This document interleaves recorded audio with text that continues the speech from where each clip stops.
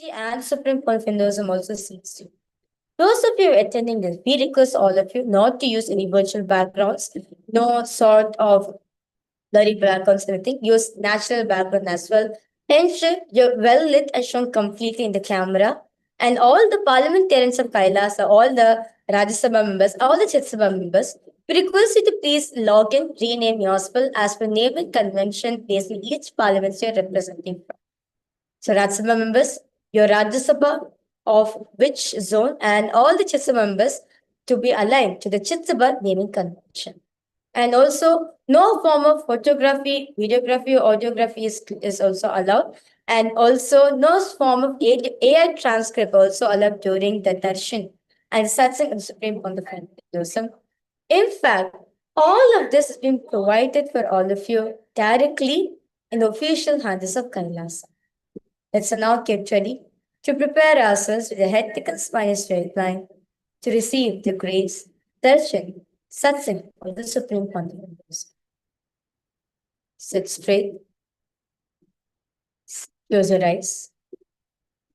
Inhale and exhale as slowly as possible and as deeply as possible.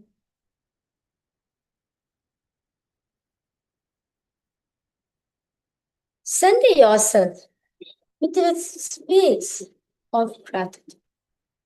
At this moment, any thoughts arises, just do not give any meaning to it. Just observe. Do not create a thought. Do not sustain a thought. Do not destroy a thought. Do not indulge yourself into the thoughts. And do not give meaning to it. Just witness it from a third person point of view. Witness all the things. Observe whatever is happening in you at this point.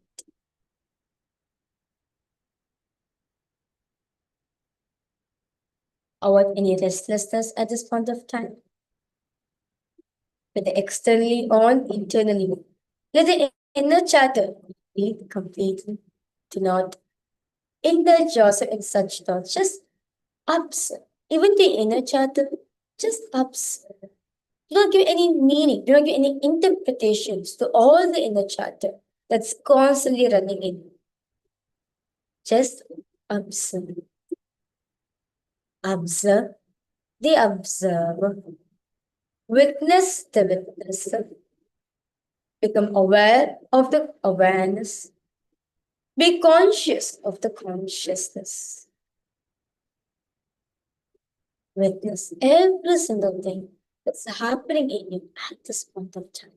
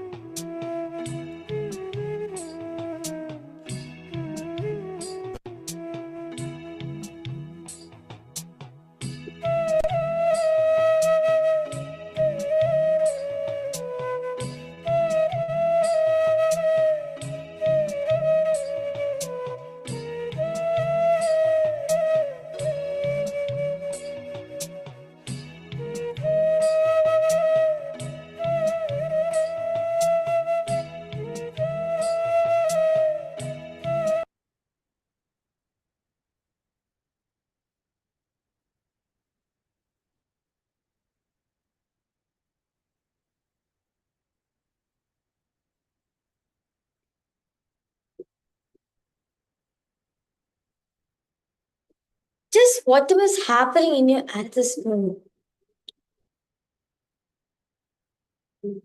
Observe.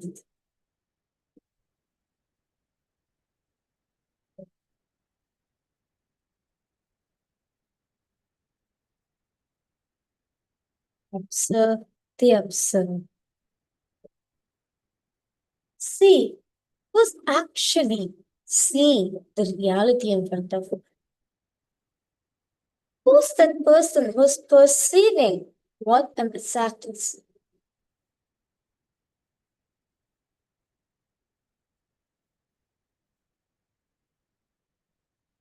Observe that. Who's that one person, who's giving the confirmation? Yes, I'm seeing this. Who's the seer that is seeing through your eyes? Who's that listener who's listening through your ears? That's giving a confirmation. Yes, I am listening. Who's that person who's talking? Who's that person who's talking? Who's that person who's talking? Who's that person who's talking? Who's that person who's talking? Talking.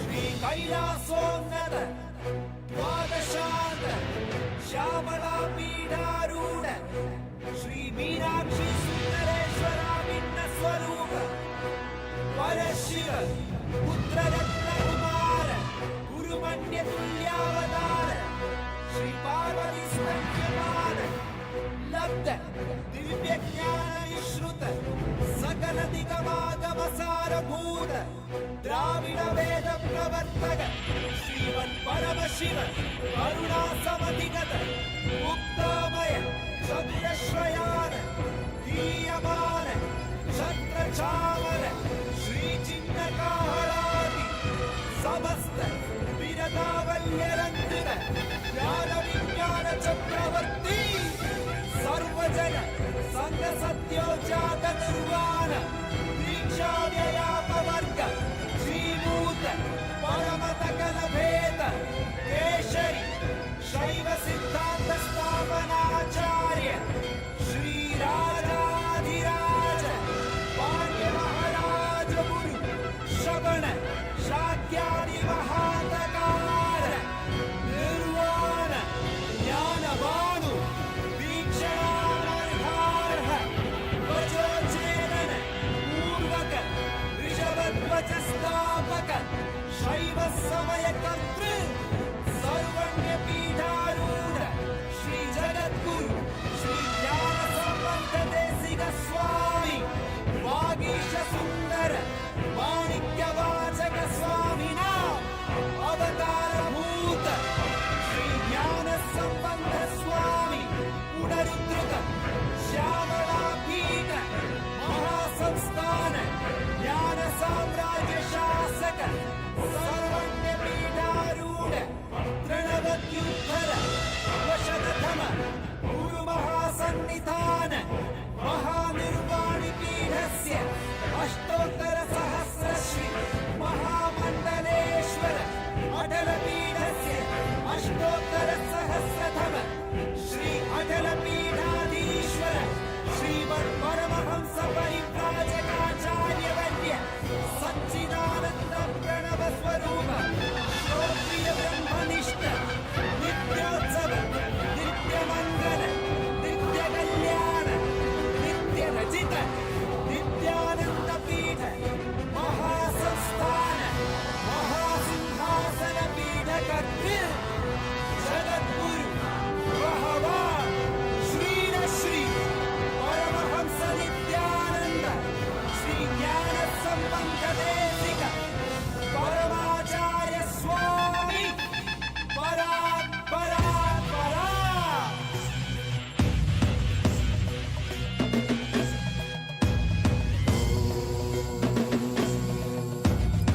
राजाधिराजाय प्रशक्यशालिने नमो वयं वै श्रवणाय कुर्महे श्यामे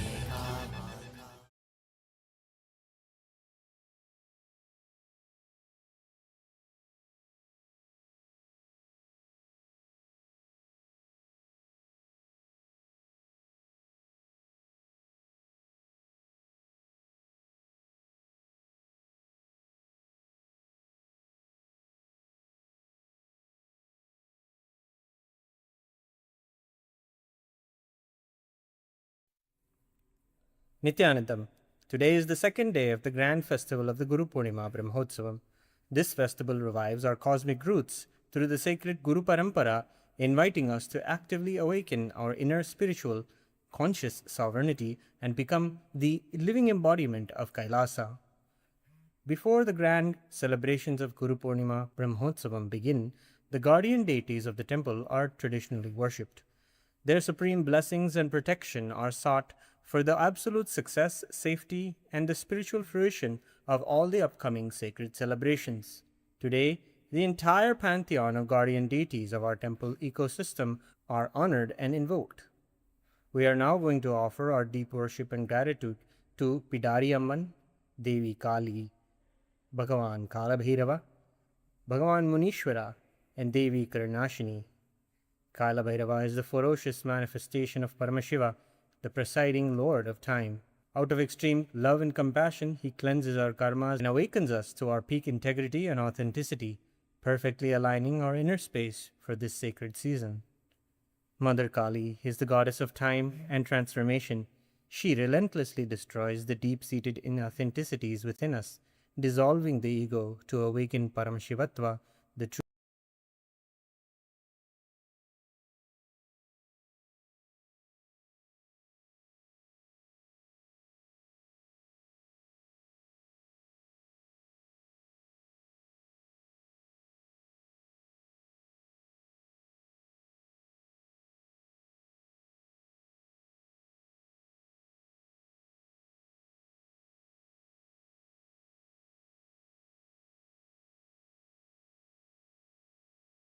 manifested from the very face of Paramashiva, eternally protects his devotees and safeguards the sacred space of the temple, anchoring the spiritual energy of the kshetra.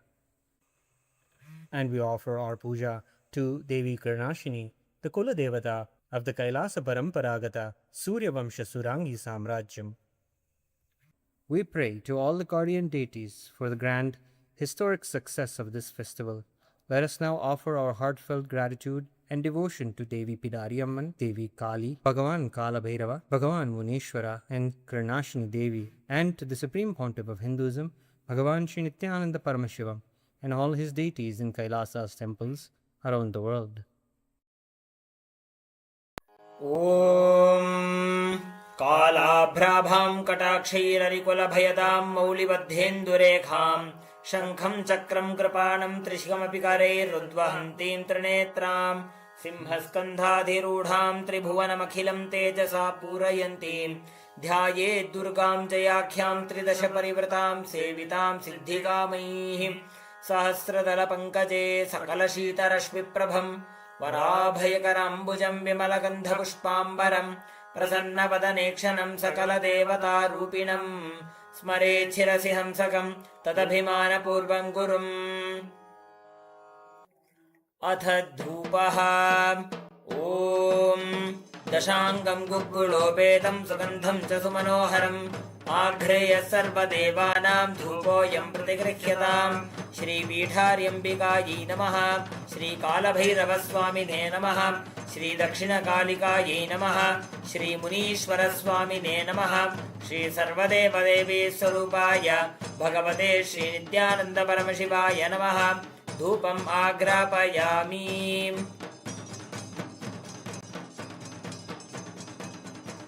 अथ दीपः ॐ साज्यं त्रिवर्तिसंयुक्तं वह्निना योजितं मया ग्रहाणमङ्गलं दीपं त्रैलोक्यतिमिरापहं श्रीपीठार्यम्बिकायै नमः श्रीकालभैरवस्वामिने नमः श्रीदक्षिणकालिकायै नमः श्रीमुनीश्वरस्वामिने नमः श्रीसर्वदेवदेवीस्वरूपाय भगवते श्रीनित्यानन्दपरमशिवाय नमः दीपं सन्दर्शयामि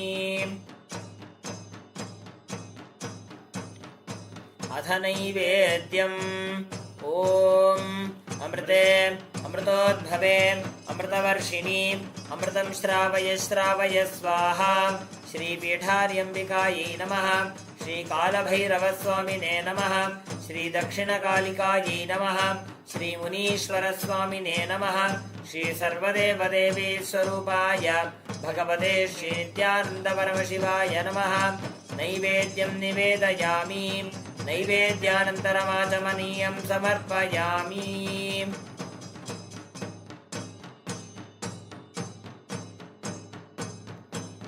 नीराजनम् ॐ साङ्ग्रहण्येष्ट्याय यजते इमां जनतागुं सङ्गृह्णानीति द्वादशारत्नीरशना भवति द्वादशमासाः संवत्सरः संवत्सरमेवावरुन्धे मौञ्जी भवति ऊर्ध्वै मुञ्जाः ऊर्जमेवावरुन्धे चित्रा नक्षत्रं भवति चित्रं वा एतत् कर्म कर्पूरगौरं करुणावतारं संसारसारं भुजगेन्द्रहारं सदा वसन्तं हृदयारविन्दे भवं भवानी सहितं नमामि भवं भवानी सहितं नमामि भवं भवानी सहितं नमामि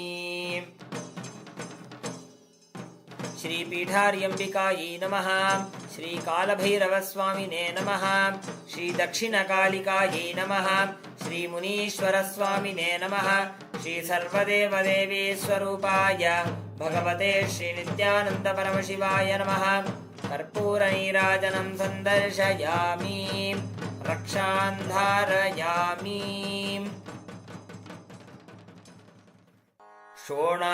शोणाद्रीशावताराय ज्योतिस्तंभस्वरूपिणे श्रीकैलासप्रधानाय नित्यानन्दाय मङ्गलम् तत्त्वज्ञानप्रदाताय नित्यानन्देश्वररूपिणे श्रीकैलासप्रधानाय नित्यानन्दाय मङ्गलम् मूलप्रकृतिरूपाय परमशिवशक्तिस्वरूपिणे श्रीकैलासप्रधानाय नित्यानन्दाय मङ्गलम् दण्डत्रिशूलहस्ताय कालकालस्वरूपिणे श्रीकैलासप्रधानाय नित्यानन्दाय मङ्गलम् आदिपूज्याय देवाय सकृत्पूर्णत्वरूपिणे श्रीकैलासप्रधानाय नित्यानन्दाय मङ्गलम् सर्वाभयविनाशकाय शत्रुसंहाररूपिणे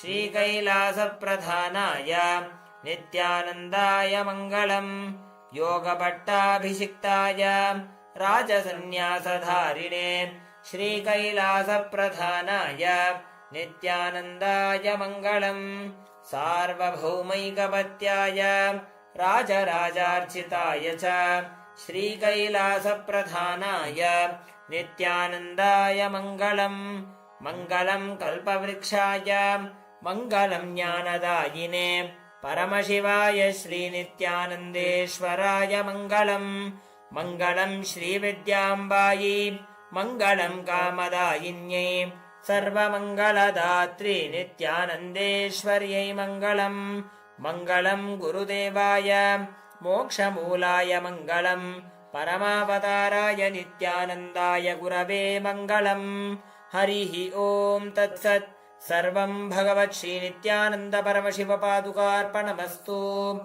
ॐ नित्यानन्दम्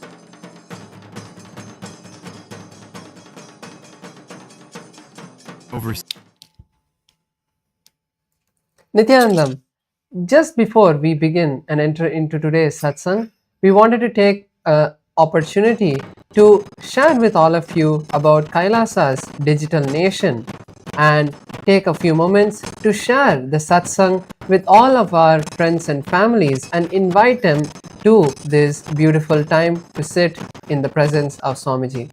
Kailasa is the world's largest digital nation with over 1 billion lives enriched and enriched. So the live darshan can be experienced through the YouTube channel, and before the social media becoming actually so popular, the Supreme Pontiff of Hinduism spearheaded simple enriching through the digital platforms to reach international audience. So more than 11.5 thousand digital assets, digital media platforms in over 108 languages and 150 regions around the world are established by the Supreme Pontiff of Hinduism. Let us take a few moments to head over to Kailasa's SPH Nithyananda YouTube channel, and over there you can subscribe to the channel and click on the live video in the home page. And in the live chat section, you can post your prayers to have them blessed by the Supreme Pontiff of Hinduism directly. The next platform we will be going to is the Kailasa SPH Nithyananda Instagram handle. So let us now go to Sri Nithyananda, the Instagram platform, and share, comment, and like the Instagram live video that is going on, where you can experience the live darshan on Instagram platform. The next platform is X, formerly Twitter. You can go to the topmost pinned post and click on the reply icon, and then you can post your prayers to the SPH with the hashtag as the avatar in the live chat. Next is the Kailasa SPH JGM Nithyananda Paramashivam Facebook page, where you can go to the Facebook and search for Sri Nithyananda on Facebook and visit the Facebook page to receive the live darshan of the Supreme Pontiff of Hinduism, Bhagavan Sri Nithyananda Paramashivam on Facebook. You can also post your comments, share the live with all your friends and family, like the video as well, and you can share all your prayer requests and blessing requests to the Supreme Pontiff of Hinduism, Bhagavan Sri Nithyananda Paramashivam, directly on the Facebook comments. The next platform is TikTok, where once again in the live video in TikTok, first of all you can follow the TikTok handle of the SPH, and in the live video you can post your prayer and requests to the SPH and have them blessed directly by Swamiji. So now with this, we'll be moving to the next segment, which is the Hindu votes, the parliamentary voting segment, where we are going to be seeing what the today's topic is. As the WHO raises concerns that digital platforms, social media, and generative AI are reshaping the health and development of children, UNESCO is calling for AI in education to remain safe, inclusive, and centered on human dignity. The Supreme Pontiff of Hinduism, Bhagavan Sri Nithyananda Paramashivam, revealed that technology must be guided by consciousness. Through Kailasa's Gurukul ecosystem, yoga, meditation, completion, and youth can be empowered to use technology without being controlled by it. So first, for the Chitsabha Parliament, to all the Chitsabha members, the question and the vote of today is, which conscious-based solution from Kailasa can make the greatest impact in protecting children in the digital age? The options are: number 1, Gurukul education integration, technology with spiritual values. Option 2 is yoga and meditation practices that reduce digital dependency. Option 3, which is as Nithyananda AI, providing authentic conscious based guidance. And option 4 is parent-child learning ecosystems rooted in Sanatana Hindu Dharma. So all of you can head over to kailasa.org/Hindu votes and cast your vote for the Chit Sabha Parliament. Next is the question for the voting for Rajya Sabha members of Parliament. What practical initiative should Rajya Sabha teams launch to help families use AI and digital technology consciously? The first option is conduct conscious technology workshops for parents and children. 2. Create weekly digital wellness and meditation circles for youth. 3. Establish Ask Nithyananda AI learning groups in temples and communities. 4. Train youth as conscious AI ambassadors who promote responsible technology use. All the Rajya Sabha members of Parliament can head over to kailasa.org/Hindu-votes and cast your votes over there. With this, let us continue to enjoy the beautiful darshan of the Supreme Founder of Hinduism and the satsang, and make sure to share the satsang with your friends and family. Thank you all. Nithyanandam.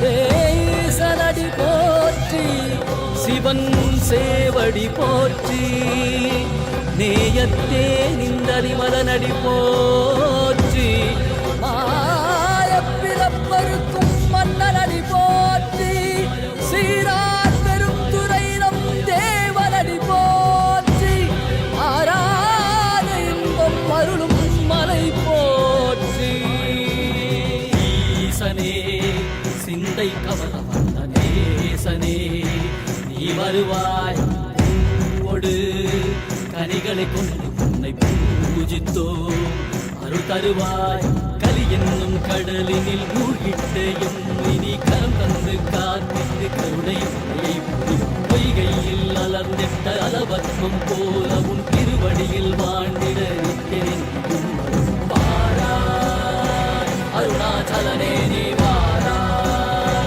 அகண்ட ஜோதியனே வாராய் அல்லல் நீக்கிடவே வாராய் அகிலம் போற்றுகின்ற ஈசனே சிந்தை கவர வந்த நேசனே நீ வருவாய் பூவோடு கனிகளை கொண்டு பூஜித்தோ அருள் தருவாய்.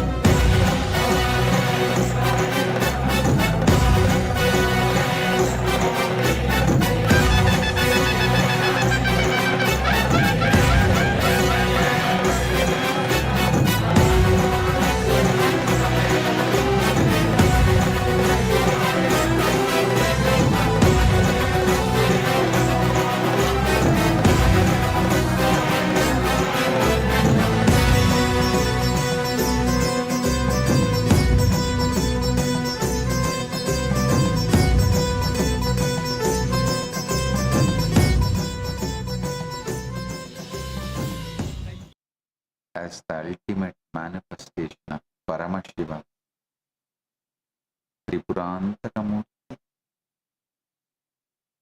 I bless you all with Paramatma.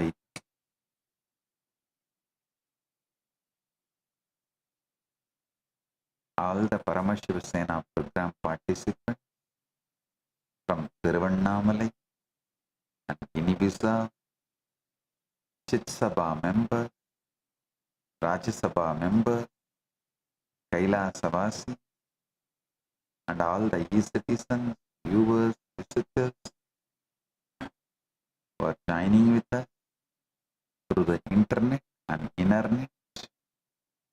I welcome each and every one of you with my love and blessing. Volunteers in Guinea-Bissau, Ma Vani Goyal and Ma Chin Hao. Volunteers in Tiruvannamalai, Pratap, Vignesh, Shivarudra Bhairava. Blessings for everyone. Today, I initiate all the PSS participants into Paramadvaita Diksha, manifesting all the Ananta Kalyana Gunas of Paramashiva, manifesting as Nithyananda Paramashivam,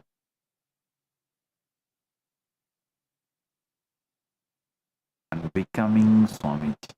Tata.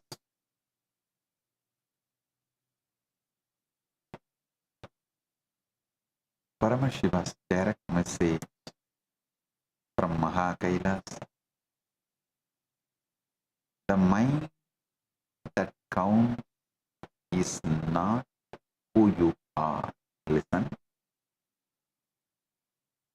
The mind that counts is not who you are. Drop the memory that binds its counting. You will stand as the pure witness of every universe. Listen. The mind that counts is not who you are. Drop the memory that binds its counting, and you will stand as the pure witness of every universe you have ever lived in and living in.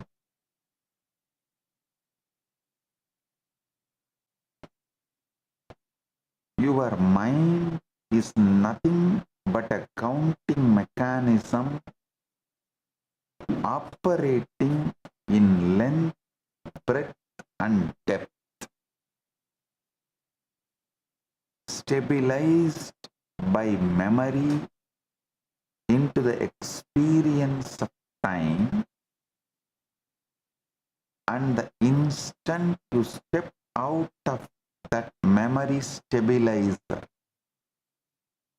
you recognize yourself as the timeless consciousness, watching countless simultaneous lives with nothing but absolute compassion flowing through you. Listen. Understand first how the mind actually operates. Actually, if you understand this, all your worries about the health, wealth, relationship, everything will disappear.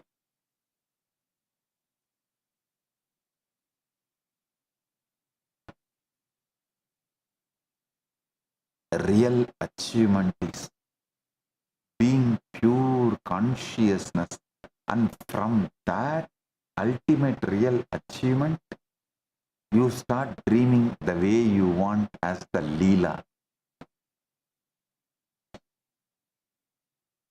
Like how Paramashiva manifests Kailasa and enjoys, how Parandama manifests Vaikunta and enjoys, how Krishna manifests Goloka and enjoys. You will manifest your life and enjoy. Listen. Understand first how the mind actually operates. When the mind counts purely in length,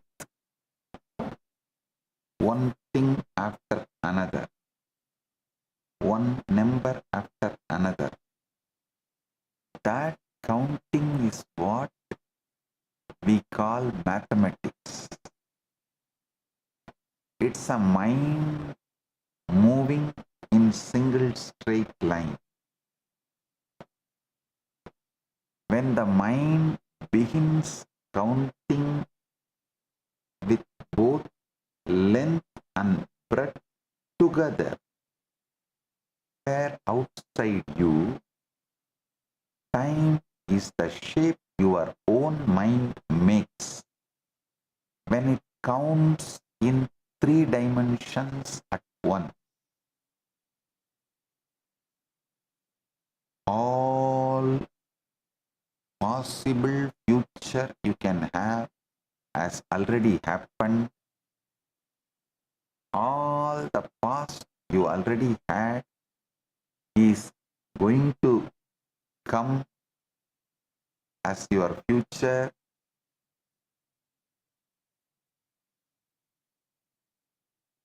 The present, what you call,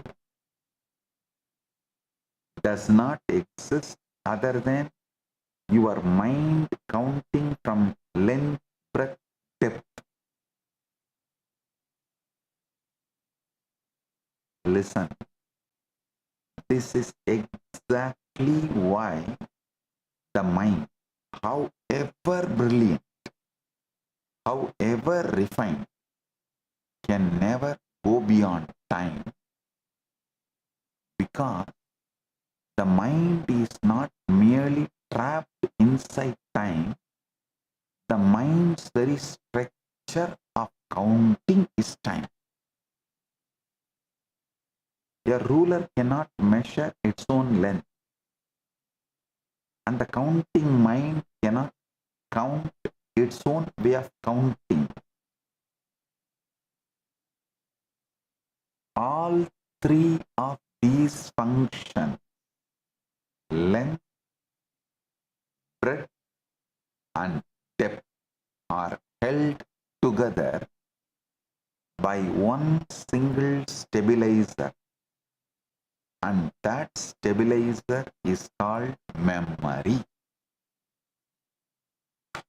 Without memory, length would not become a line, breadth would not become a surface, and depth would not become time.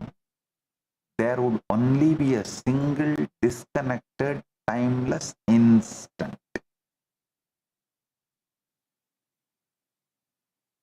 Without memory, the mind's creation would collapse and you would be free.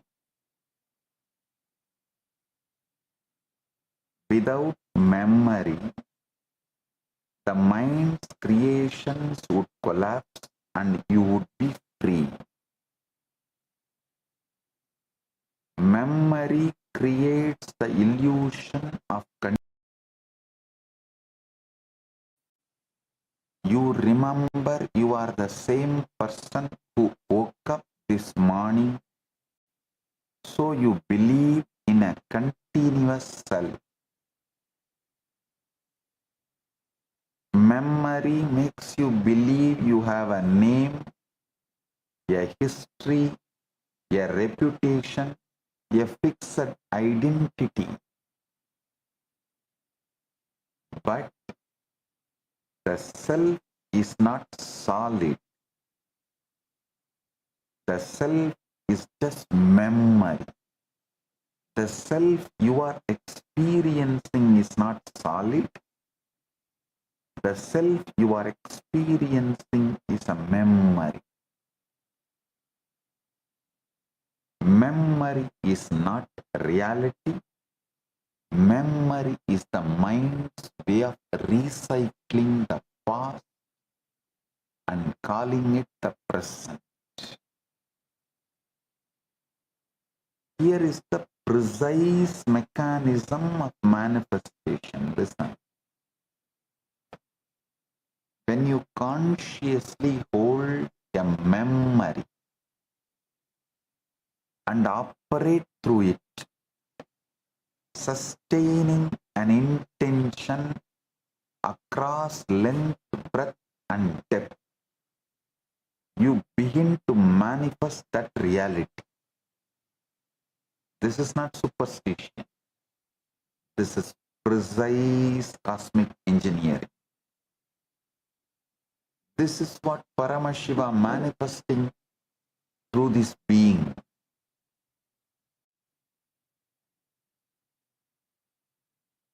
This is what Paramashiva manifesting through this being uses consciously. This is what I do conscious.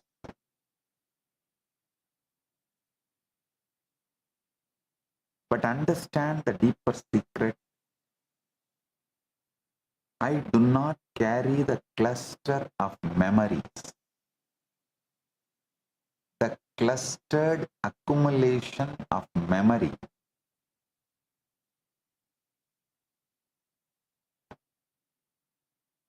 I do not carry cluster of memories, the clustered accumulation of memory. When I look at anyone, at anything, I carry no anger, no judgment, no residue from yesterday's interaction. I carry only absolute unbroken compassion.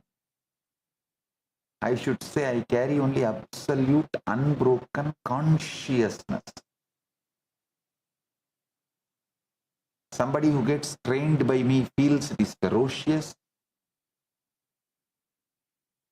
Somebody who gets blessed by me feels it is love. Somebody who gets my sympathy feels it is compassion. You give it different names. I carry the pure super consciousness. Absolute pure super consciousness. Because I do not carry this memory cluster, I look at everyone and everything completely fresh, exactly as it is in this very moment, not filtered through the sediment of the past. This is what allows me to operate as a pure channel for supreme, ultimate Paramashiva. I do not carry the memory of this world, yet whatever is precisely needed for this world right now manifests spontaneously through me. This is extreme conscious compassion, not compassion as an emotion or a decision, but compassion as the very nature of consciousness when nothing blocks it. This precise, sharp, cosmic operating procedure, functioning without personal memory, but with total access to everything the universe needs, is called Kala. This is why I am able to act with total consistency, moment after moment, without the fatigue of carrying yesterday's baggage. Listen.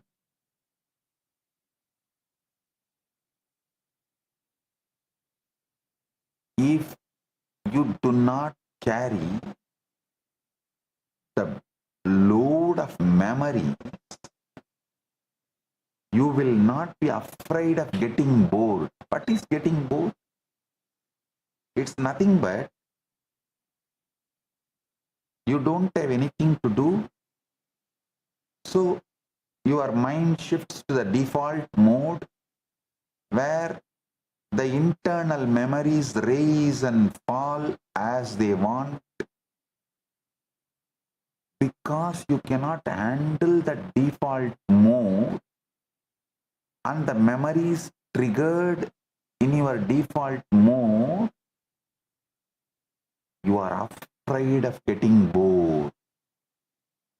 You are always engaged engaging yourself with something, especially this device addiction, screen time, device addiction, doom scrolling. Oh God.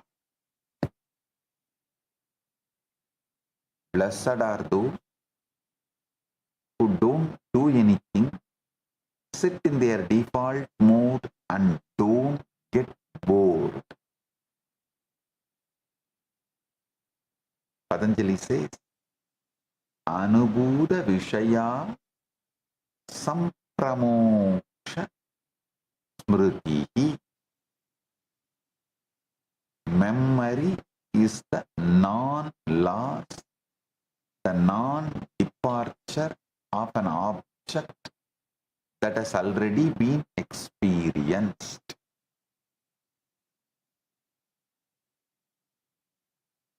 Anubhuta Vishaya Sampramosha Smritihi. Physics understand only this linear dimension of time. The arrow of time is the physics term describing why time appears to flow in only one direction, from the past to future. Even though most fundamental equations of physics work equally well running forward or backward, physicists now understand this asymmetry is not fundamental property of the universe. It is an emergent property arising from the increase of entropy, the accumulation of disorder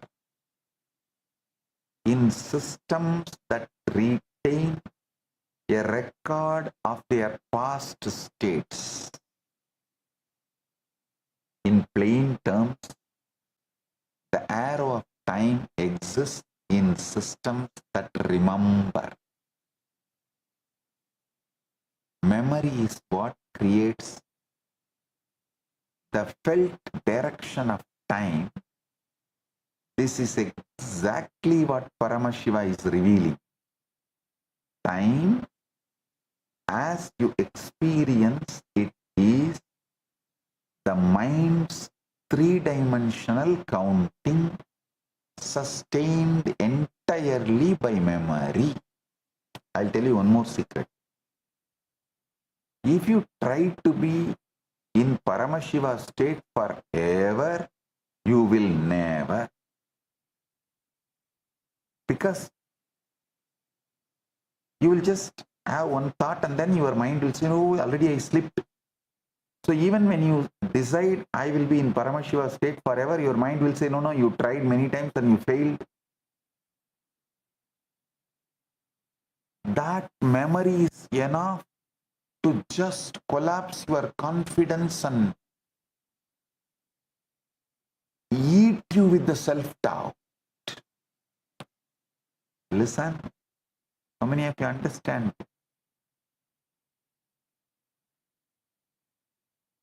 Now understand the razor's edge hidden inside this truth I am revealing.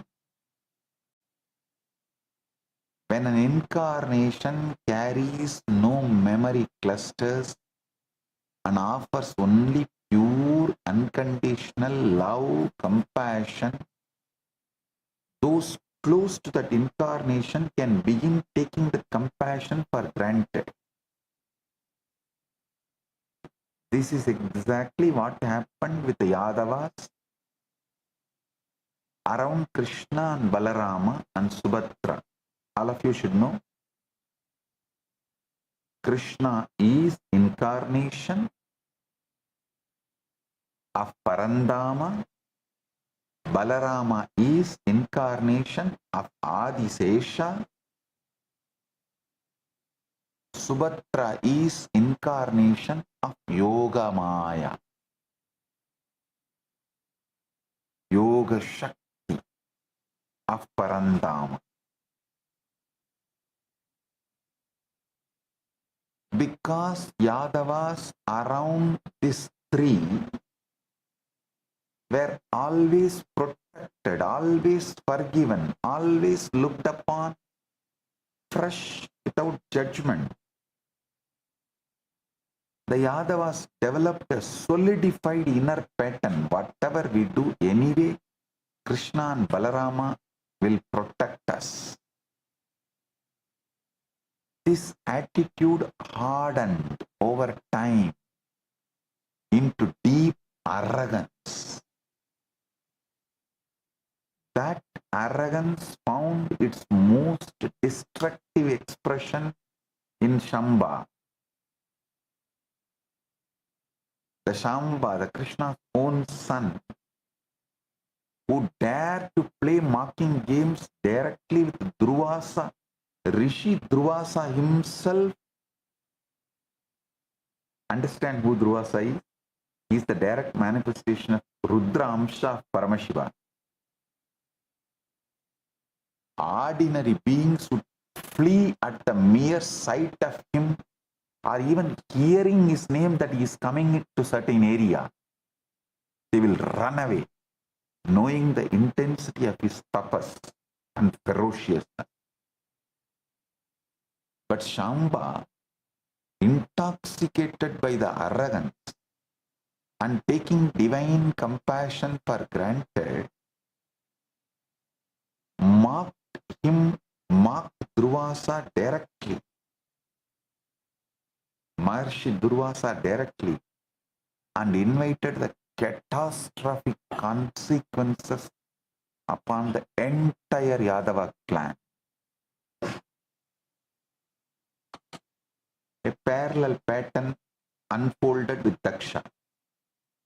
He received a boon of perpetual protection from Mahavishnu, and from that single assurance, arrogance-based decision-making became a deep solidified groove in his brain. The pattern grew so strong, so crystallized, that eventually drove him to abuse Paramashiva himself directly.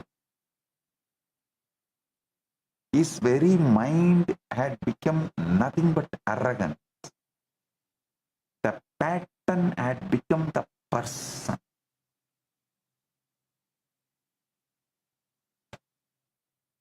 The teaching here must be received with total clarity.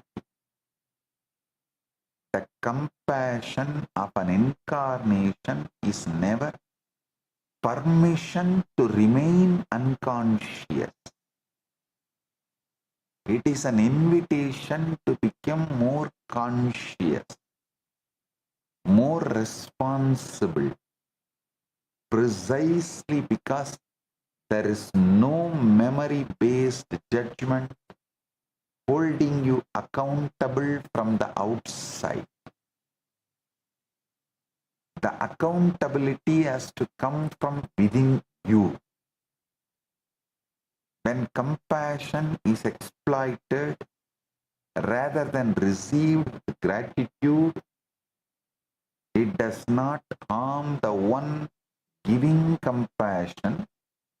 It only deepens the very arrogance pattern that will eventually destroy the one exploiting it.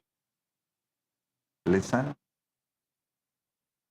you should understand why I am ferocious sometimes. Because I do not want you guys to become like Yadava clan or Daksha.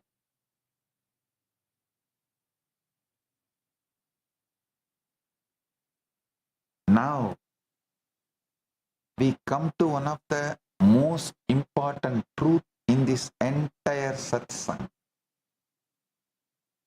In ordinary counting, we assume 1 plus 1 equal to 2. But this is only true when both units belong to the exact same dimension. Even inside pure geometry, you cannot equate one unit of length to one unit of breadth to one unit of depth. Each carries the label 1, but they are categorically, fundamentally different kinds of 1. You cannot simply write 1 of length is equal to 1 of breadth is equal to 1 of depth, because that would be like saying 1 meter is equal to 1 kilogram. It's a statement without meaning. In physics, this principle is formalized as dimensional analysis. The rule that quantities can only be meaningfully added, subtracted, or equated when they share the same dimension. You cannot add length to weight without first converting them through some deeper relationship. And even then, when they remain fundamentally different kinds of quantity,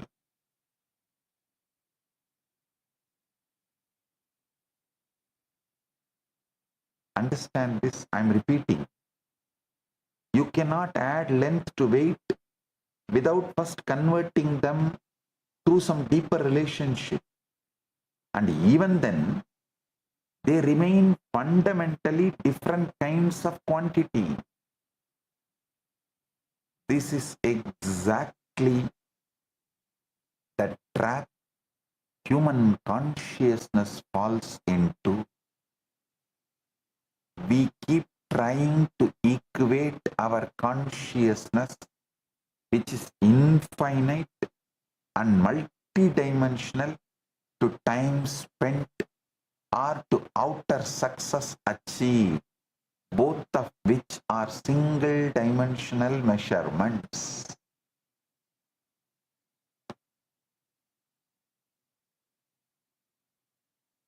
We say, I lived 100 years, therefore I must be wise.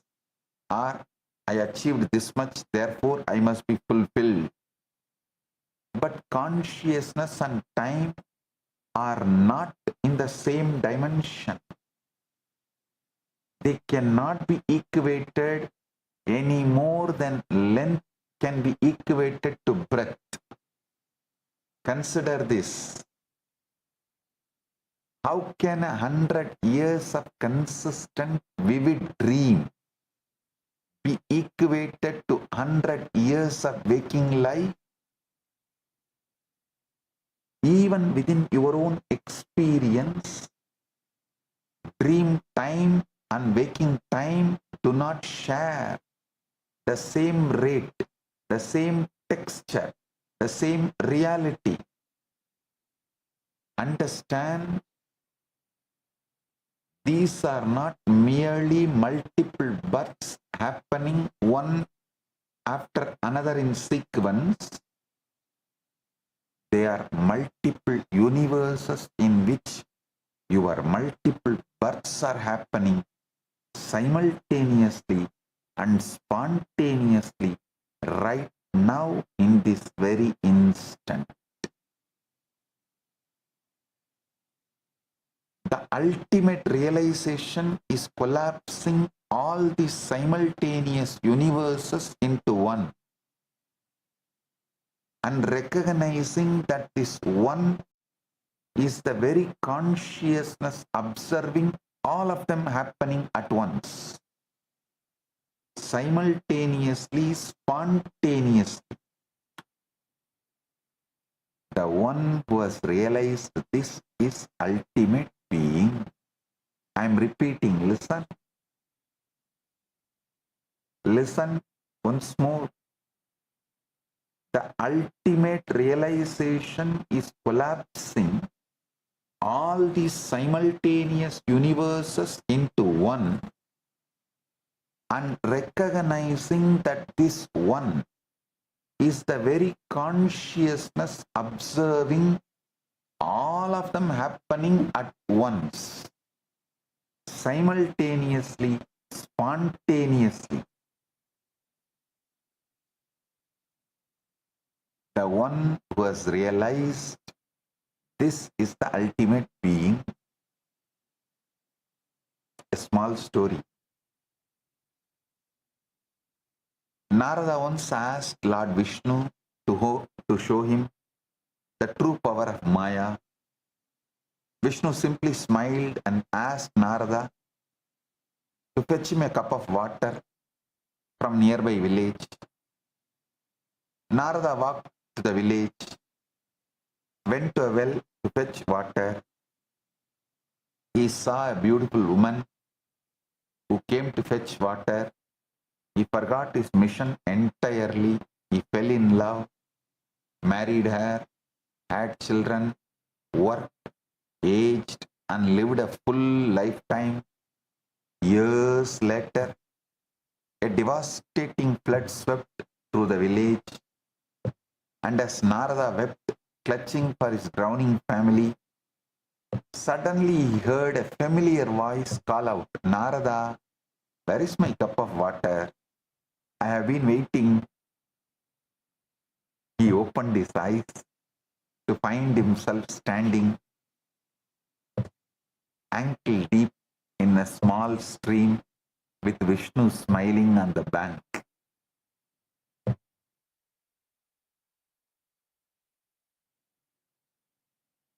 Now, between the Narada, who is eternal cosmic Rishi, chanting Narayana, Narayana, and the Narada who lived and wept entire lifetime in that village, which Narada is real?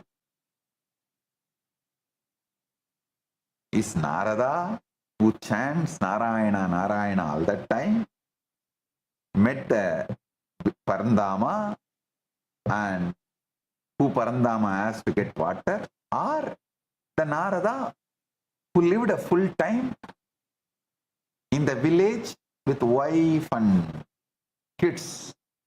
Which Narada is real? The answer is neither. Neither. Listen.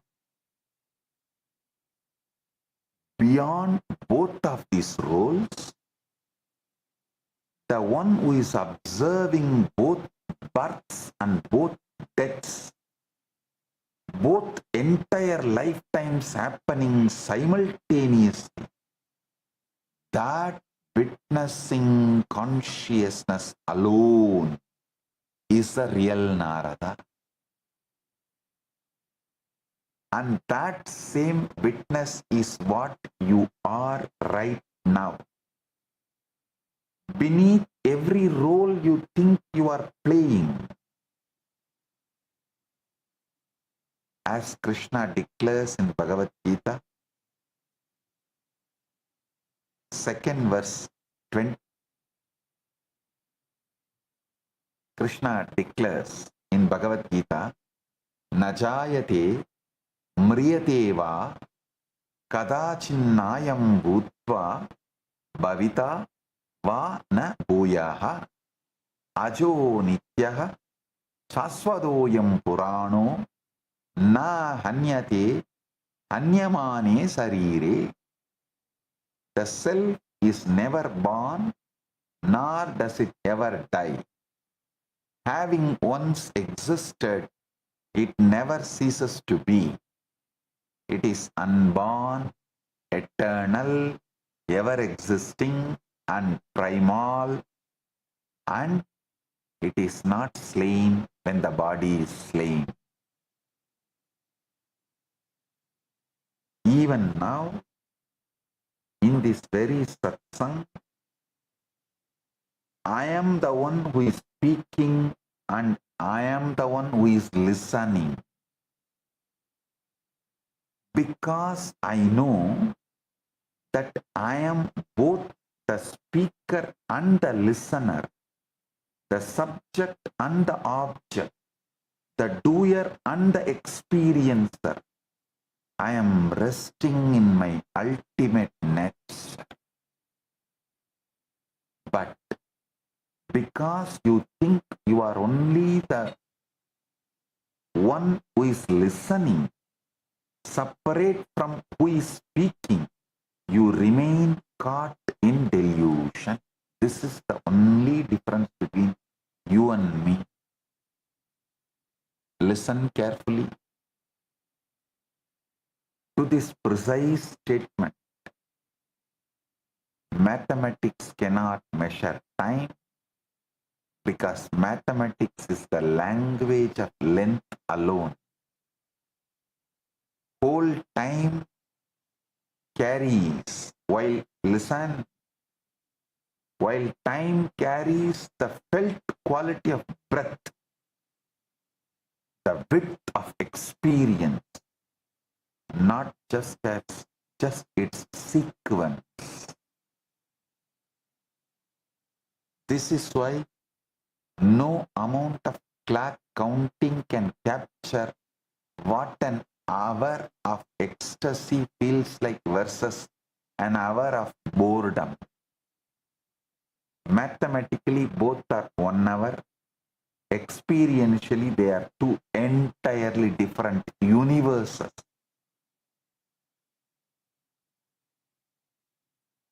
Of felt time.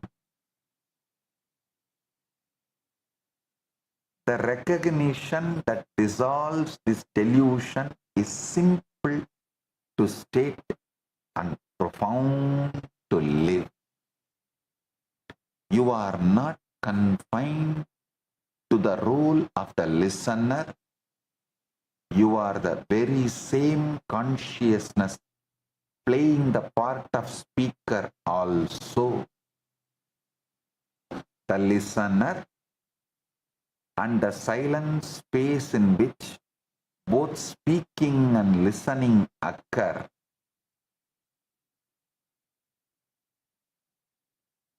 You are the very same consciousness playing the part of the speaker, the listener, and the silent space in which both speaking and listening occur.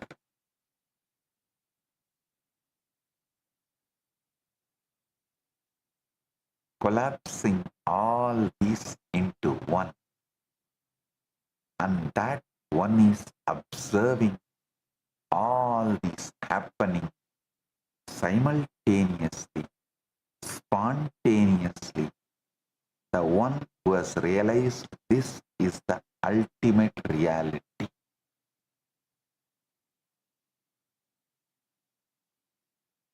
Again, Bhagavad Gita declares, Idam sariram kaunteya kshetram ityavidiyate edatyo vedditam prahu kshetranya idi tatvitaha. This body, O Kaunteya, is called the field. The one who knows it is called the knower of the field by those who know.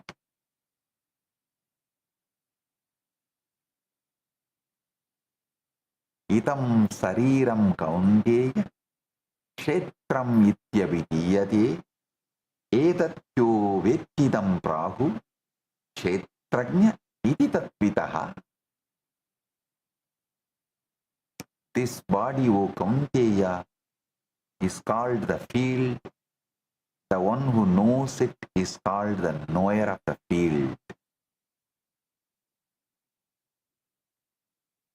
In the modern world, an art piece is measured by the price a buyer is willing to pay for it.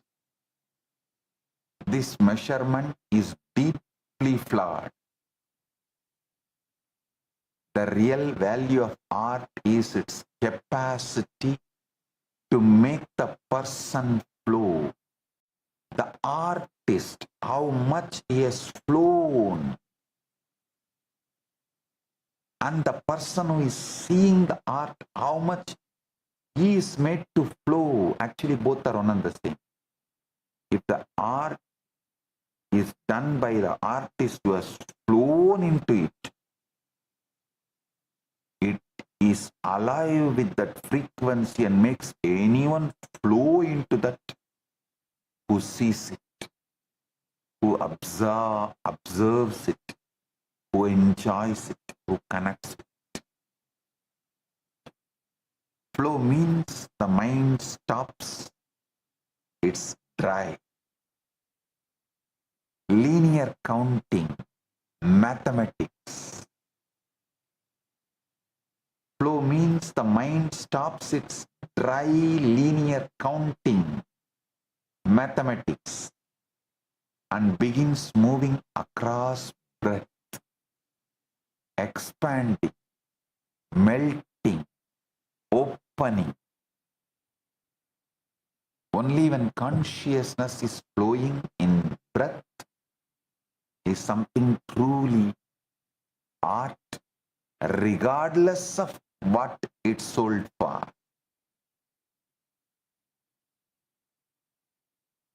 This is precisely the science that Sanatana Hindu Dharma has mastered across millennia. Look at our temples, the towering deities, the intricate carvings, the dancing forms carved into stone. These are not mere decoration. Each carving is a deliberately engineered technology of consciousness. A single murti carved once can make millions of people flow across centuries, across languages, across every level of intellectual capacity, into weeping, into dancing, into stillness, into devotion. That capacity, not the gold spent on it, is its truly an invaluable prize.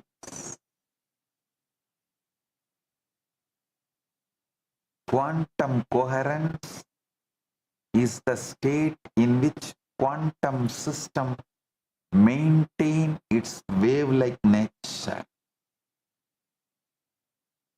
existing in multiple possibilities simultaneously. Decoherence is the process by which that coherence collapses through interaction with and effectively remembering the surrounding environment into one fixed classical outcome.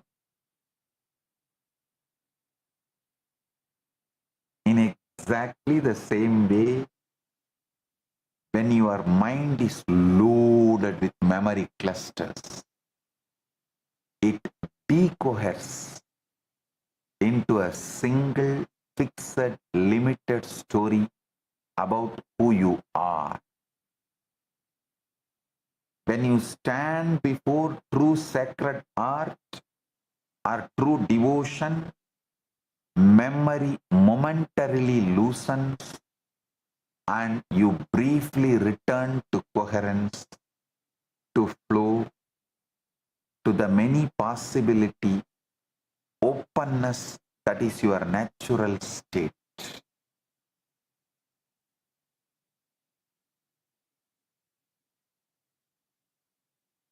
Listen. Your mind counting is mathematics. Your mind flowing is art. Your mind stabilized without memory is consciousness beyond time. This is Kala, the precise conscious operating procedure of the supreme supreme functioning true form.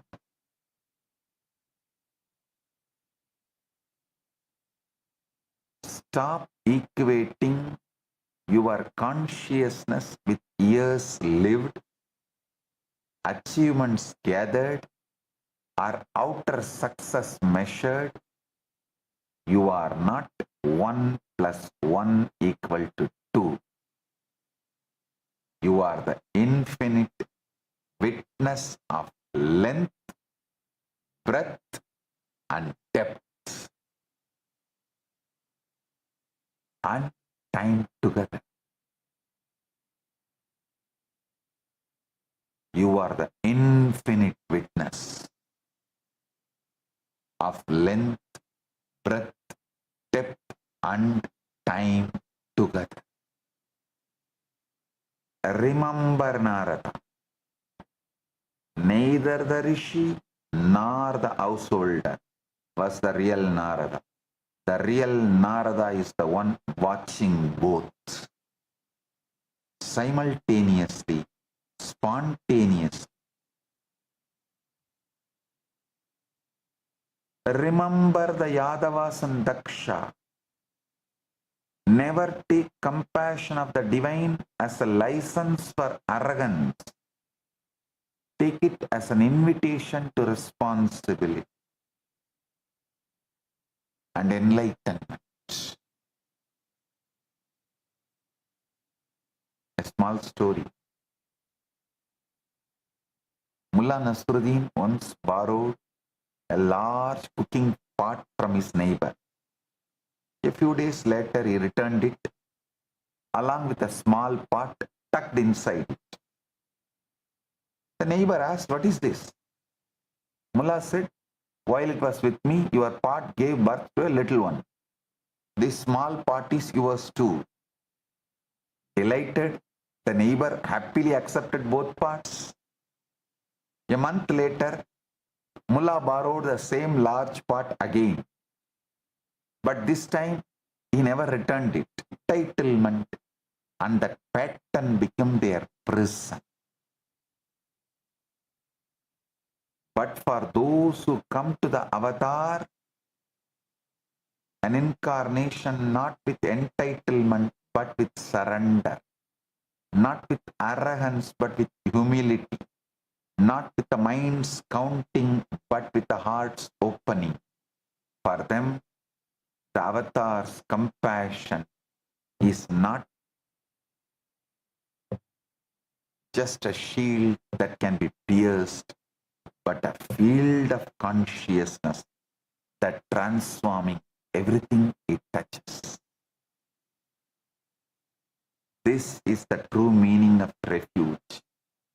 Not just a safe house that can be raided, not just a legal protection that can be overturned, not a media narrative that can be flipped, but the absolute, unconditional, indestructible presence of the divine that says, "I see you as you truly are," and that seeing itself is your liberation.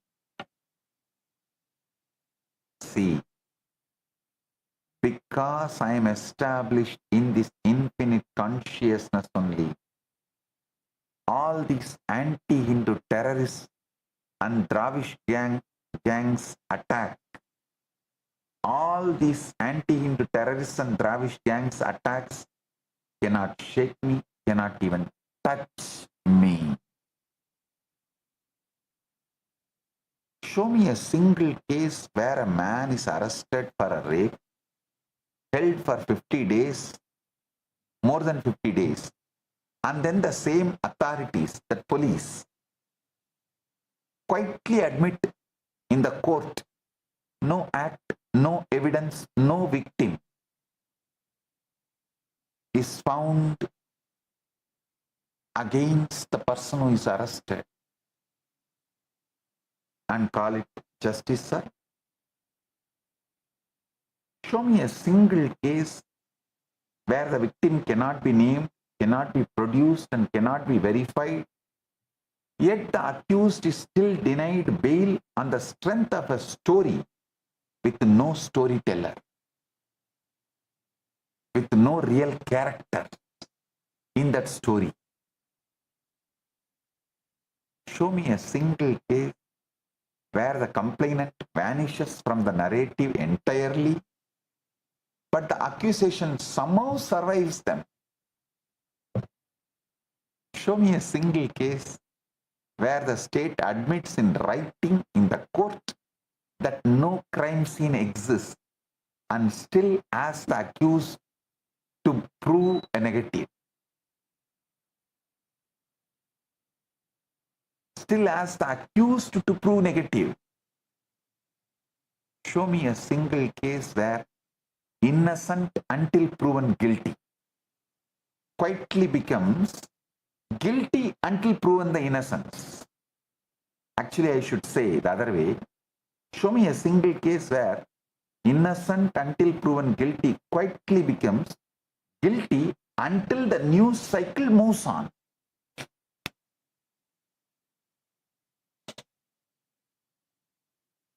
I tell you, when you take refuge in Paramashiva, the protection is not just spiritual or legal, it is ontological. It changes the very ground of your being. When the ground changes, the pursuit changes too. When the world builds a case against you, when memory is weaponized, when numbers are manufactured, when timelines are fabricated, the one who dwells in the no memory state cannot be touched because there is no one to touch. Only the infinite operating through the finite. And this is the promise I make to you. Abhayam is not just a promise that nothing will happen to you. Abhayam is the promise that whatever happens to you, you will remain untouched in your core because your core is me and I am untouched. The Guru is the only refuge because the Guru is the only reality. The infinite consciousness that operates without memory, without judgment, without limitation. And when you take that refuge, you become that refuge for others. Not through your own power, but through the power of Supreme flowing through you. Essence of what I reveal today is this single unbroken truth. Listen, your mind counting is mathematics, your mind flowing is art, your mind stabilized without memory is consciousness beyond time. This is the Kala, the very freedom of Paramashiva functioning through form.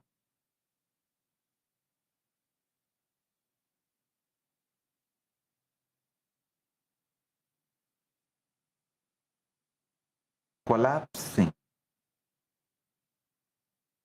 all these multiple births, multiple universes, multiple deaths into one, and that one is observing all of this happening simultaneously, spontaneously.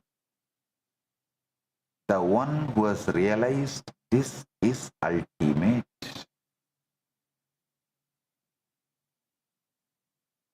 This is the state of an enlightened being, enlightened incarnation.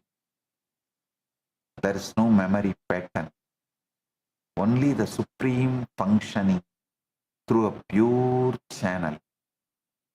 This is the state of the ultimate observer, the one who sees that neither the speaker nor the listener is real, only the one who observes both.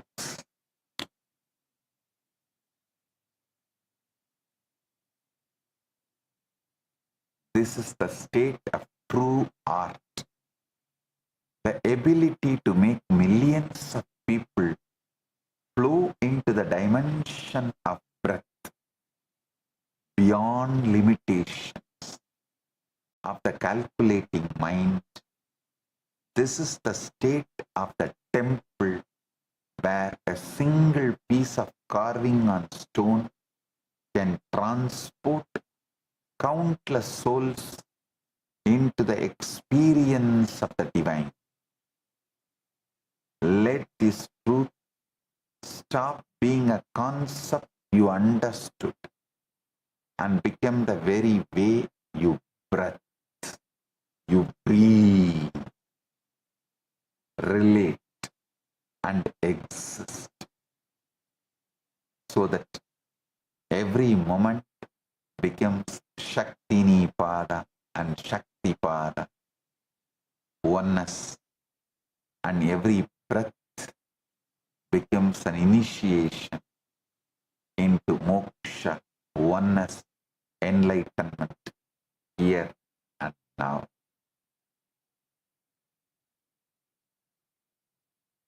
Today, I have two great digital gifts from KAILASA for all of you. First is the Mind Game digital book.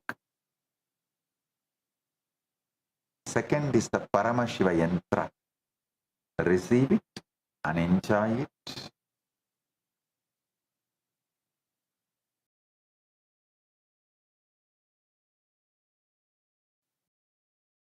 Be the ultimate being who witnesses, sees all the multiple births, deaths, universes happening inside you. With this, I bless you all.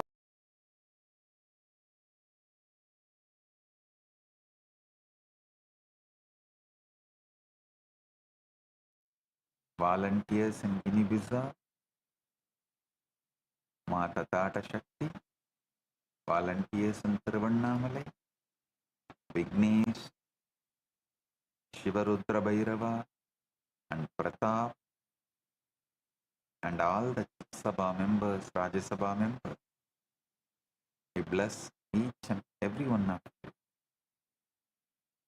Today, I initiate all the PSS participants into Paramashantatva, unagitated, absolute peace, non-violence centered energy, that Paramashiva manifesting in me, greater strategy to resolve all problems presented in front of you. My blessings.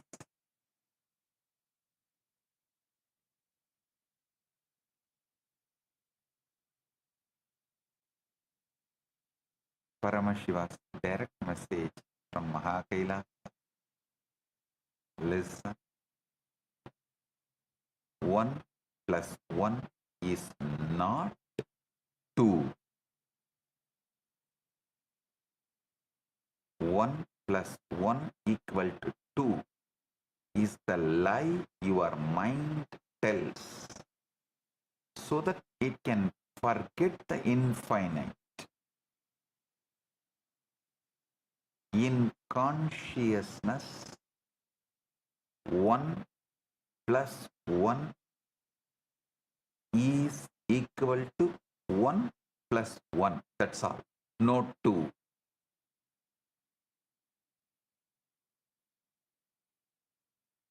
In consciousness, 1 plus 1 is equal to 1 plus 1. That's all. No 2. And in Paramadvaita, even the I dissolves, leaving only I am.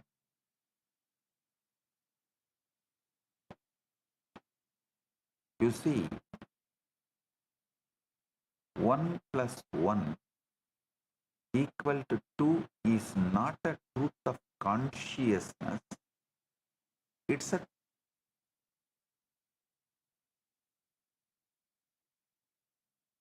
It's made up by mind.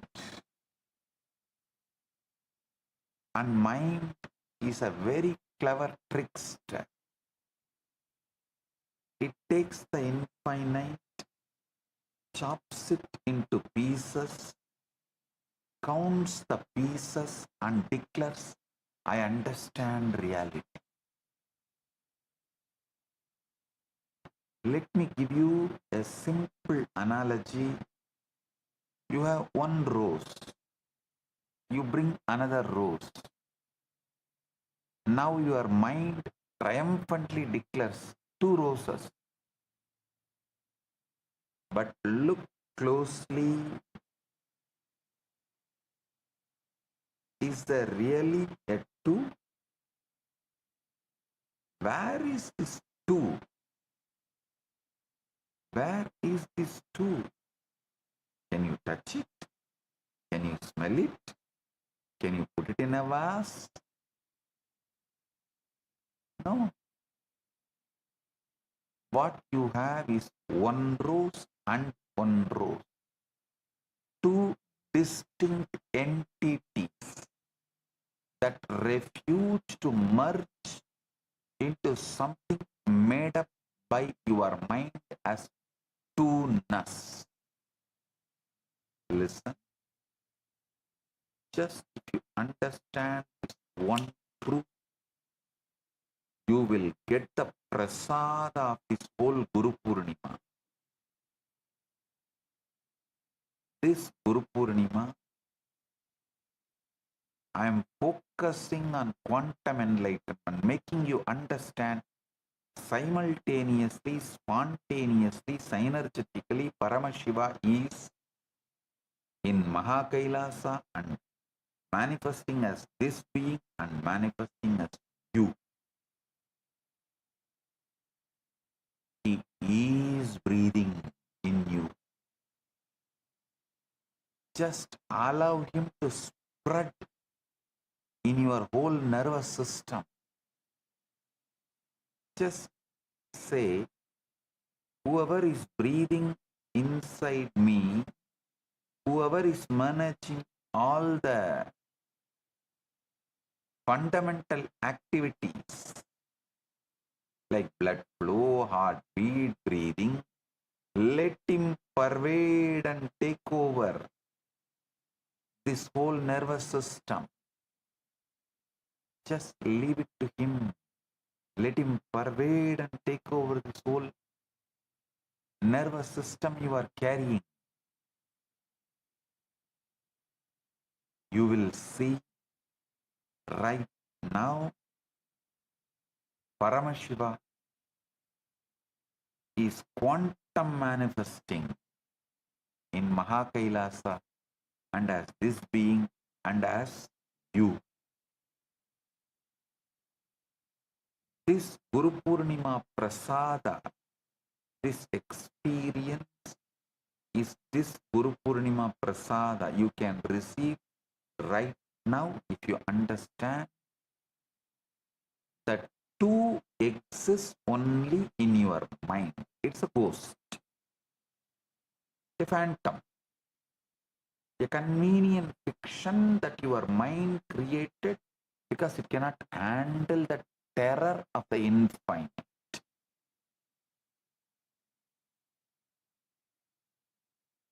Mathematics is not the language of the universe. It's a language of the mind's desperate attempt to domesticate the universe.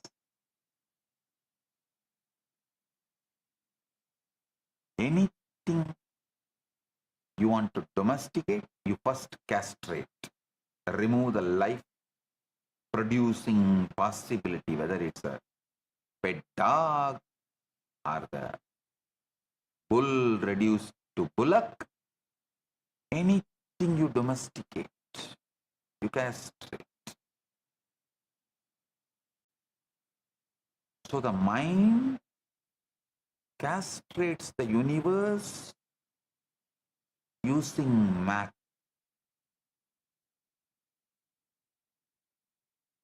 Using mathematics. Rose does not know there are two roses. Garden does not know there are two roses. Only you, with your memory, insist that there are two. Let the first lie you were ever taught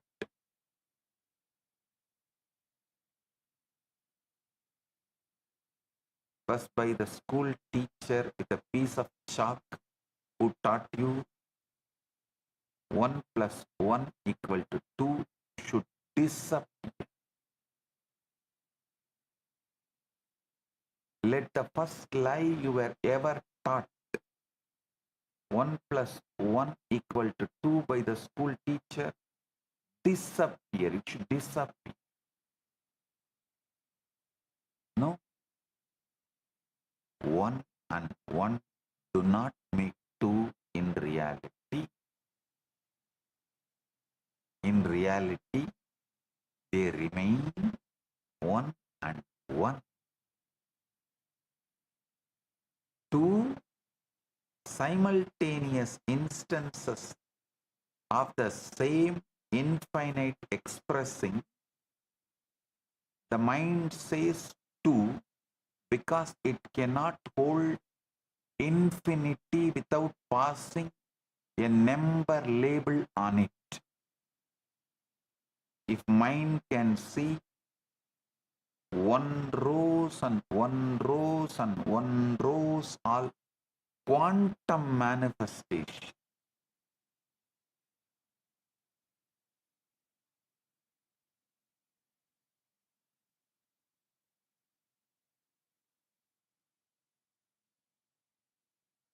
The mind says 2 because it cannot hold infinity without pasting a number label on it. This very lie, the foundation of duality,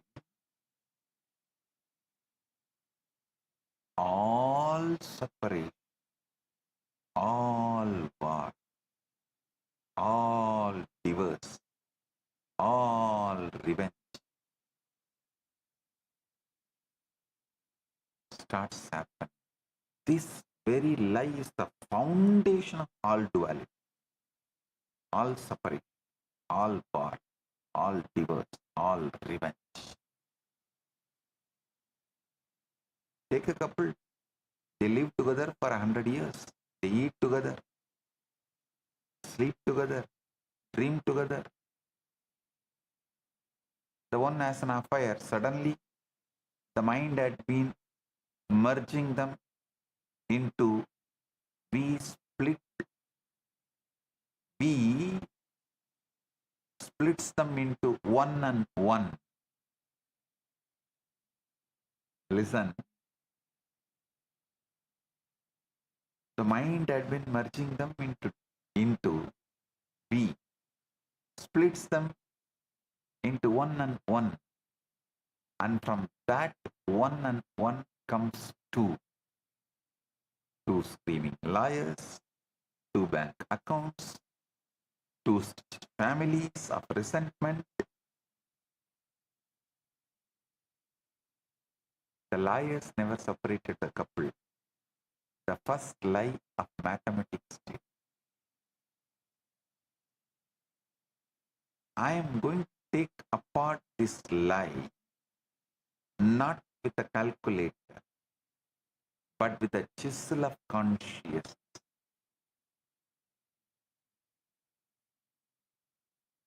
Listen carefully. I am not saying arithmetic is useless. arithmetic is extraordinarily useful. It keeps your electricity bill honest. It calculates the moon's distance from the earth. It builds your bridges. It builds your dam. But it is the maths of the mind. It is not the maths of the consciousness. In consciousness, the rose does not accumulate. The rose arises moment to moment, fresh from the infinite. One rose that you see now is not the same rose you saw a second ago. It's a fresh expression of the rose archetype, of the rose infinity. When you add 1 plus 1, you are doing what your bank account does, counting the deposits. But consciousness does not deposit. Consciousness manifests alive. Your math is great to deal with dead things, not for living. Expressing and depositing are two different operations. For example, take your breath. You inhale once. Now another. Did these two breaths add to two breaths? Or did each breath independently arise, express itself, and recede into the infinite? You do not carry your last breath on your shoulder. You do not stack your breaths like a plates. If you did, even a single lifetime would drown you. So many breaths you would be piling on top of yourself. The breath is honest. Each one is fresh.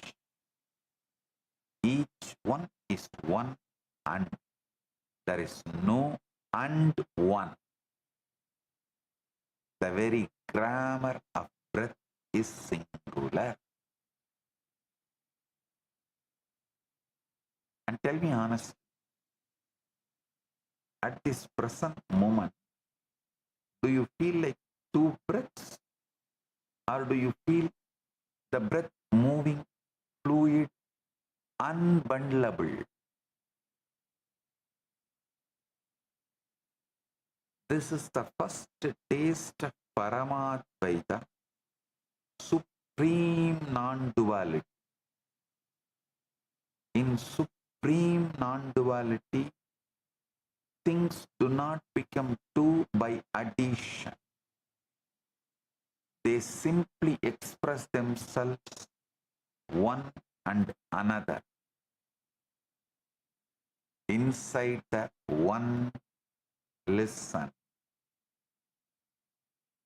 They simply express themselves one and another inside the one.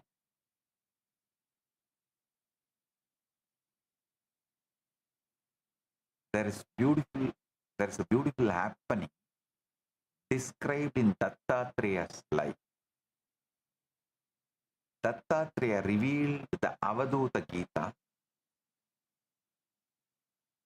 Once when Dattatreya was asked by a king, how many universal forms do you see?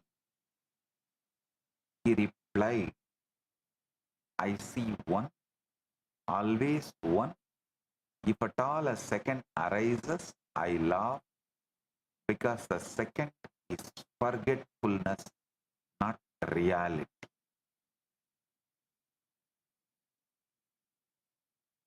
Listen. For the conscious being, 1 plus 1 equal to 1 plus 1, not 2. The mind collapses it to 2 only to survive. The mind has mortgages to pay. The mind has appointments to keep. The mind needs 2. The conscious being does not need 2. And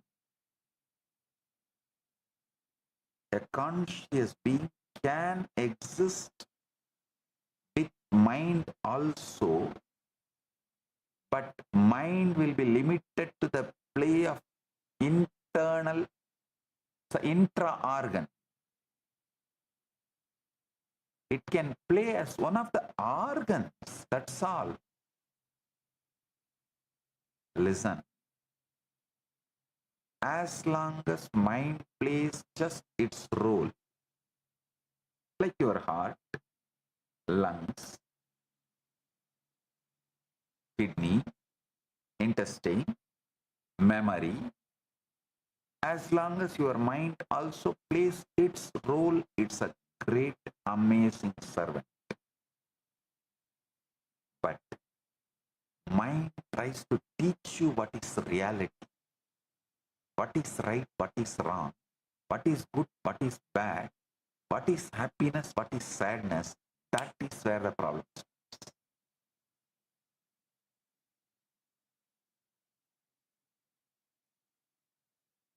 Mind, who is supposed to be serving you,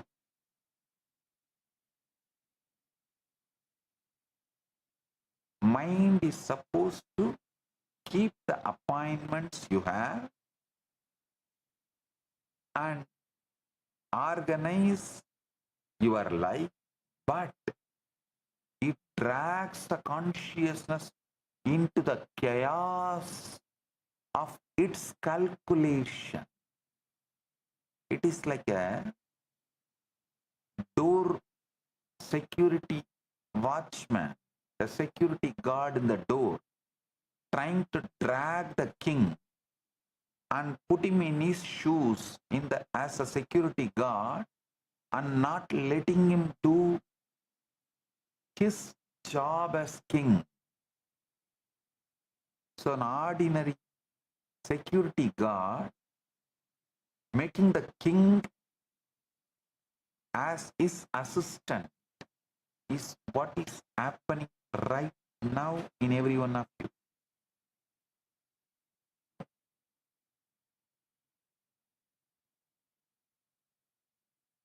Mind needs 2.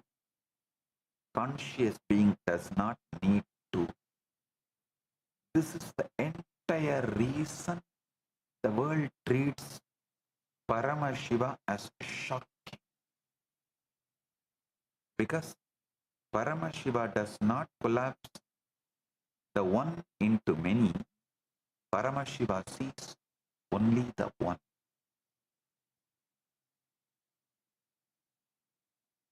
And yet plays with the many through the mind. Paramashiva's mind is the cosmic illusion of Maya. Or I should say, the Shakti.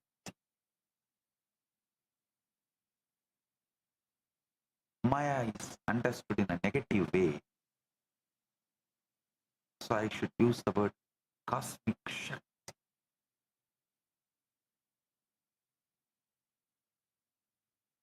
Chandogya Upanishad declares, Tattvamasi, you are that.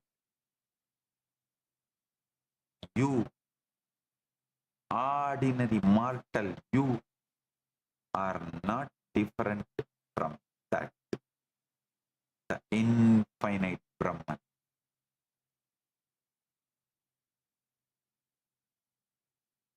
You,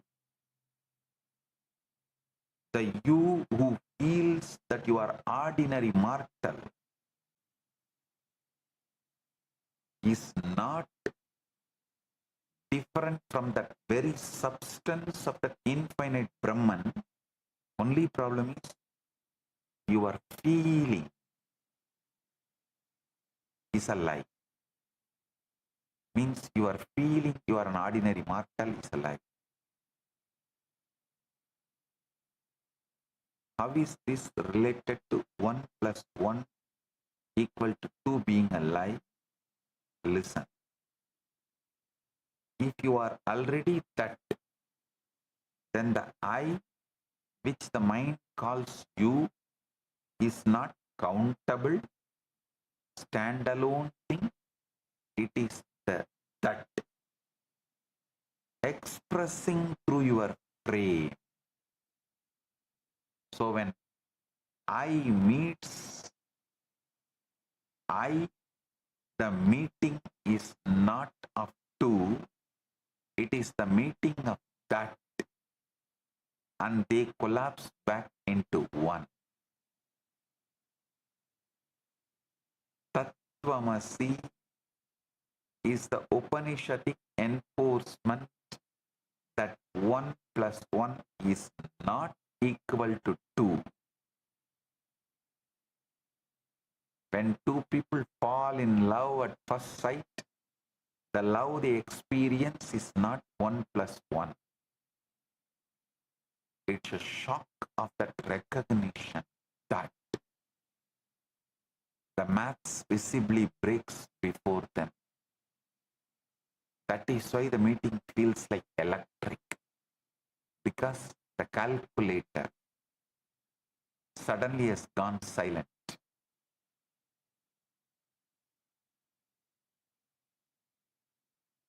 Now let me tell you what number really is. Number is a property of reality. Realities do not have numbers. A galaxy does not say, I am galaxy number 1 or I am galaxy number 1265. A wave does not say, I am a wave number 4 billionth wave. No. Number is a property of the mind's visit to the infinite. Imagine the infinite as a vast ocean. Imagine the mind as a small tourist boat. The mind pilgrims out to the infinite, gets blasted by its immensity, frantically races back to shore, and to prove itself that it went there, it drops a coin into the shore sand for each visit. That coin, the shell count of the visit, is what we call a number. The maths itself is the footprint of the frightened pilgrimage of the mind to the infinite. The mind cannot bear to stay in the infinite. The mind cannot bear to merge.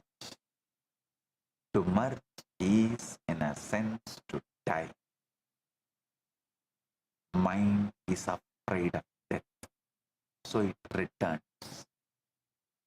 To console itself for the return, it takes a number. When a child is born, she cannot count. She cannot say 1. She experiences everything.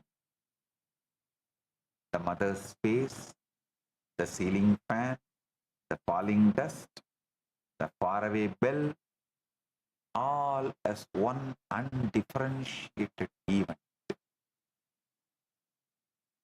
As she grows, her memory crystallizes. Pieces of experience get sticky. The sticky pieces she calls thing 1, thing 2. She is in school, proudly writing 1 plus 1 equal to 2. What has happened? The child has lost her direct perception of the 1. She has installed the numbering machine to the brain between herself and reality. Now, the infinite is filtered, sorted, numbered, posted at her as the counted parcel. Number is the mind's way of paying rent to forget the infinite. When the mind forgets its infinite nature, it resolves its debt by counting. I am 1, I am 2, I am 3, I am many. This counting is the rent it pays for the privilege of forgetting. The conscious being stops paying rent. He sees only 1. He does not need to count.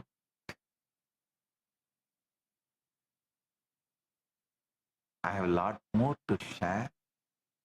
We'll do in further satsangs. Today I have great 2 digital gifts for all of you. I should say 1 plus 1 digital gifts from Maha KAILASA for all of you. First is the Upanishad revealed by the SPH digital book, and the second is Dakshinamurti Yantra. Receive it and enjoy it. Blessings.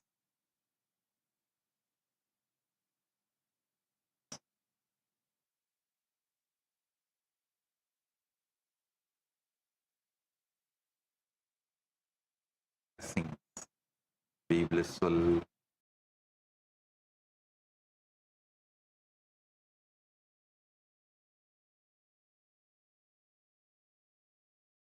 Fundamental, foundational, first principle of Sanatana Hindu Dharma is Guru-disciple relationship. Everything starts there, everything ends there, but this itself does not end.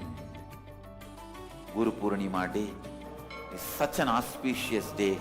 Whatever incompletion, impossibility, no patterns you carry, drop all that today. Offer all that to me, I'll burn them away. And take up the possibility as a lifestyle. Become part of the Sangha. Live Advaita.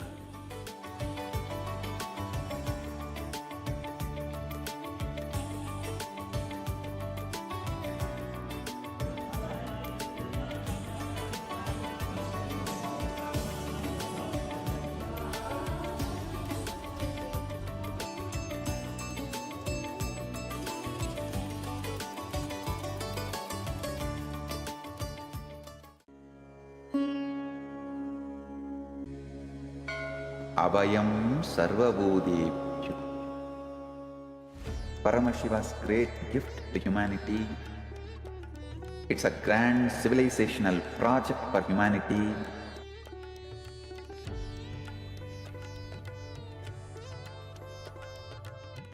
On Guru Purnima Day, the official integrating people means officially accepting them into the campuses, KAILASA, will begin. This is the single most powerful declaration in the whole Sanatana Hindu Dharma. The entire body of Sanatana Hindu Dharma, Sannyas Sampradaya, when they take sannyas, they drop everything of this world and declare Abhayam Sarvabhutebhyo, means I give Abhaya, protection to all beings. I am opening the doors of KAILASA to whole humanity. Anyone from any race, culture, creed, seeking refuge are welcome to KAILASA. In a world fractured by persecution, displacement and fear, millions are still searching for safety. Families are separated, voices are silenced, lives are uprooted. But refuge can still be offered, dignity can still be restored. I declare Abhayam Sarvabhutebhyo, Abhayam Sarvabhutebhyo, Abhayam Sarvabhutebhyo. I offer Abhaya, protection to all beings, a refugee to every persecuted soul, every human being cast out because of their faith, their identity, their voice. I open the doors of KAILASA for all of you. You only need the courage to seek refuge and KAILASA will answer. Come, the doors are open, you are seen, you are protected. Welcome home, you are home. Understand, I can see clearly, Paramashiva made it happen. Paramashiva has made it happen. Join this sacred humanitarian mission. Sign up now and help build refuge for those who need it most. What if I told you there's an AI that was trained on knowledge that is thousands of years old? Not scraped from the internet, not generated by another AI, but real, ancient human wisdom, digitized for the very first time. We're talking about 20 million source texts, 2 petabytes of curated knowledge, over 60,000 people who helped make it happen. And at the center of all of this is one person whose life's work made it possible. Today, we're talking about Ask Nithyananda AI, and why this might be one of the most important AI projects happening right now. Stay with me, because this one is different.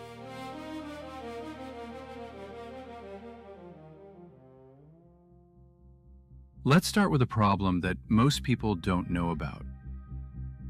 The biggest AI companies in the world, OpenAI, Google, Meta, they're all hitting a wall. The industry actually calls it the data wall. They've basically run out of good, fresh, high-quality text on the internet. And nobody knows where the next source of real knowledge is going to come from. That's where Ask Nithyananda AI comes in.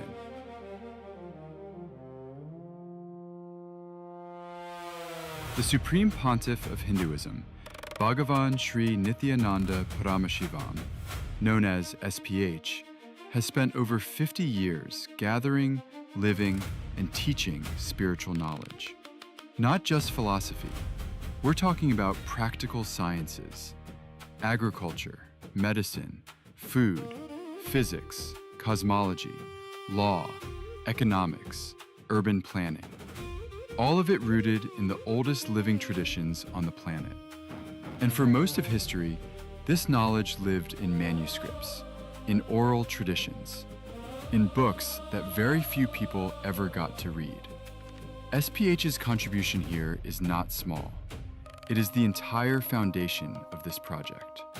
His teachings, over 200,000 hours of recorded discourses, his books, his courses, his spiritual programs delivered across the world, the knowledge he received through his guru lineage and his own realizations.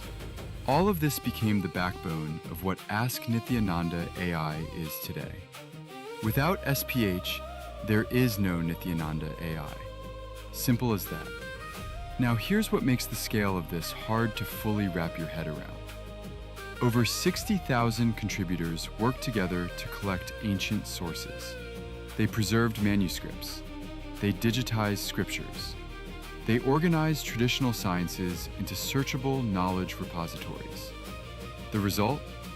20 million digitized source texts, 2 petabytes of proprietary knowledge, 121 specialized AIs, all working together inside one system. This is not a chatbot built over a weekend. This is a civilizational scale preservation project. Think of it like building a national library, except the library also answers your questions in real time. Now let's talk about what actually makes this AI different from everything else out there. Most AI systems are built around one goal: answer the question, complete the task, move on. Ask Nithyananda AI is built differently.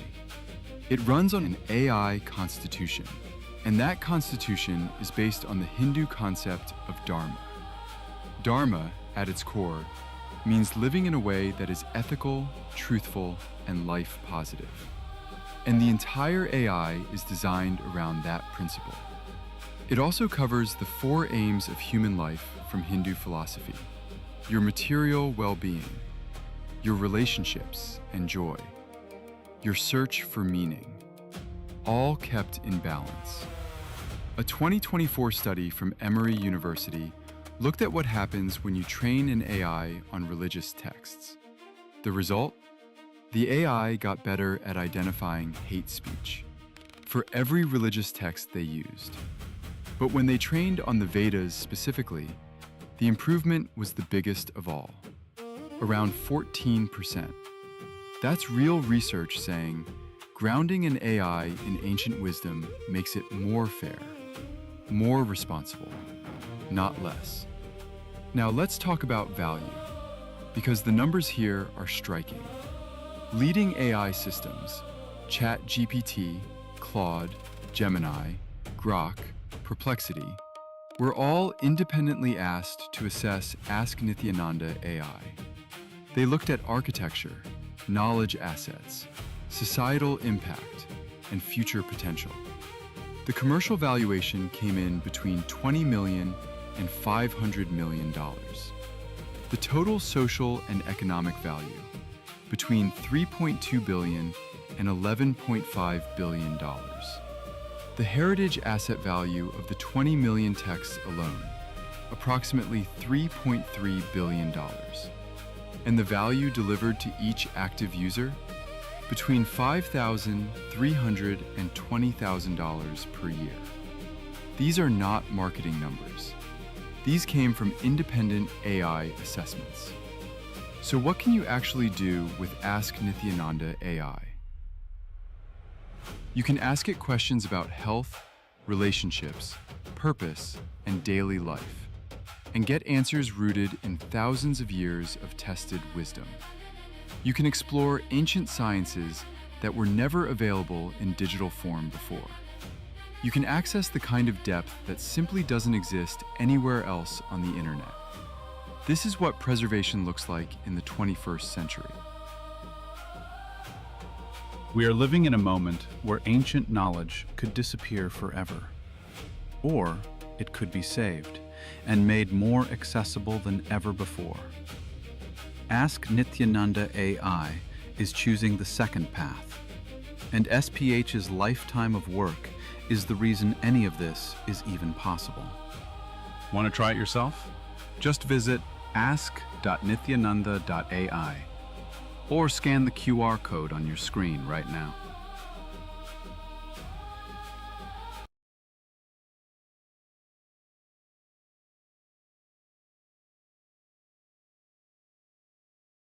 Medicinal plants, highly regarded as one of the great things, trilogy of Ayurveda. The Sushruta Samhita documented the etiology or more than 1,000 diseases, the use of 100 medicinal plants, and instructions for performing a course of surgical procedures. Then Shushruta even mentioned that much of what he practiced was directly revealed by Dhanvantari, the Hindu god of Ayurveda and medicine. Now we're going to be listening to the Atma Pramana. Atma Pramana are basically the Supreme Pontiff of Hinduism's personal experience. Over here, one day when the Supreme Pontiff of Hinduism was actually riding a horse, the horse got startled and therefore the Supreme Pontiff of Hinduism fell off the horse and basically landed on the ground. At that very moment, when Swamiji was getting up, Swamiji noticed something was not right. However, there was not a single ounce of pain.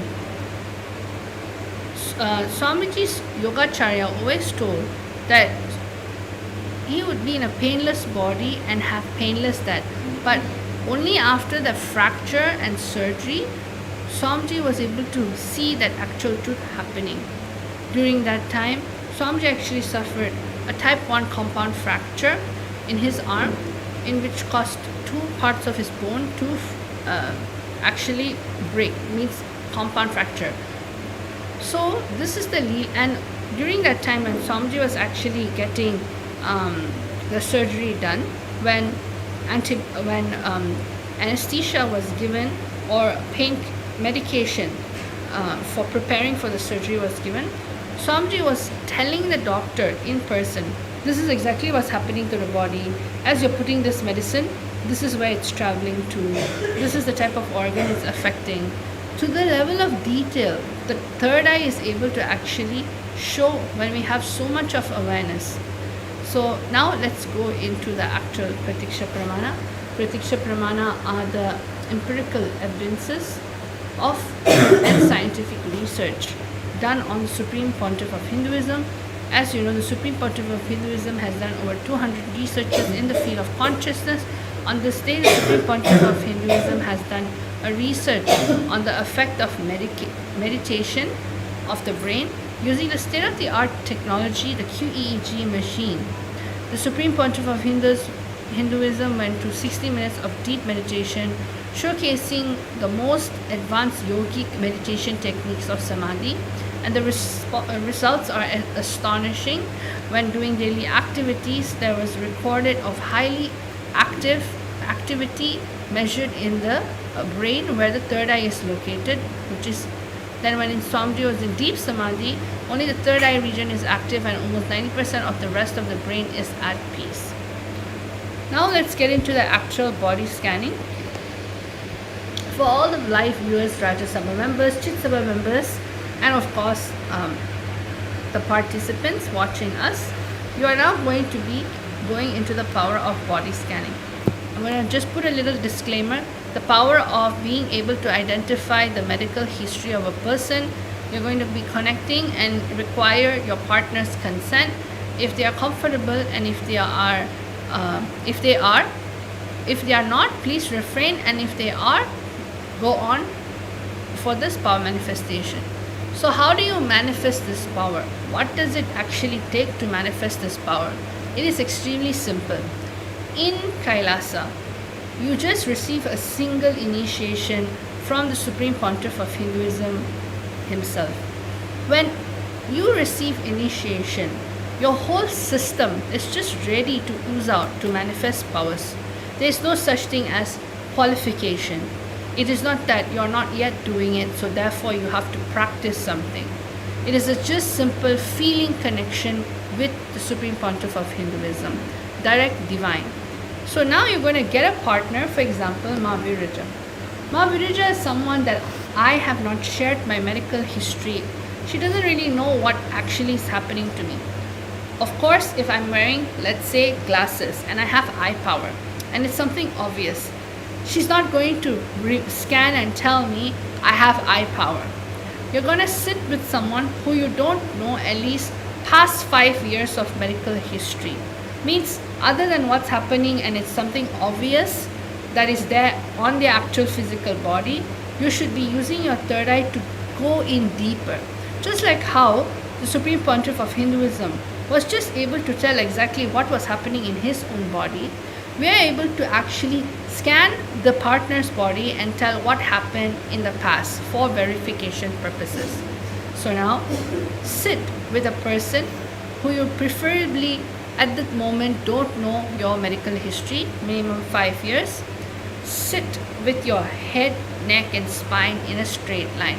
Why do we do this? This posture allows the Kundalini Shakti, which is located at the root of the spine, to actually raise up to the third eye and of course the Sahasrara chakra. When you have your spine straight, you allow Paramashiva to just land. Then you're going to sit as Paramashiva. Why sitting as Paramashiva is needed? Because only Paramashiva manifests.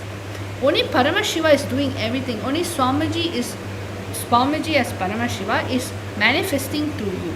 So when you have your posture upright and sit, understanding that you are Paramashiva, simply manifestation happens. Then you're going to remember Swamiji in your third eye and Anandagandha. This is one of the very important regions in the power manifestation. Third eye, bringing Swamiji in your third eye is evoking the presence of Swamiji. In the Anandagandha is actually the spiritual umbilical cord connection directly with Swamiji. So this is where the true awareness has to happen. Then next, we're going to declare a powerful cognition. Why do we do a powerful cognition? Because all the power manifestation in which we are doing comes from the Veda Agamas, specifically the Jnana Pada of the Veda Agamas. Means only with the powerful cognition, powers are able to unlock itself and manifest. You are Paramashiva, that is the powerful cognition. Only when you decide I am Paramashiva, Paramashiva just decides to manifest. Next, chant the password Om Nithyananda Paramashivam. This is the most ultimate powerful Mahavakya in which is revealed and initiated directly by the Supreme Pontiff of Hinduism himself. Just by chanting this japa, just by chanting this Mahavakya, instantly puts you in the space of oneness. So let's chant Recording 3 stopped. times. Om Nithyananda Paramashivoham. Chant from the navel center. Om Nithyananda Paramashivoham. Om Nithyananda Paramashivoham.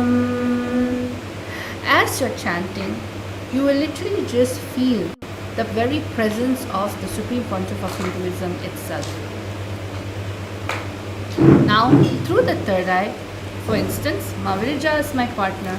I'm connecting with Swamiji. Just have a conversation with Swamiji in your inner space.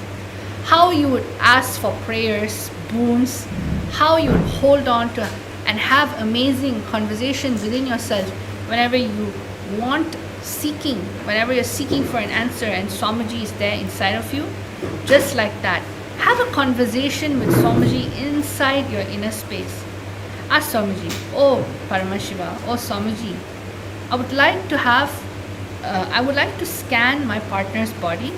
Please reveal to me what are the medical issues that they have faced, past illnesses, past surgeries that you can reveal to me.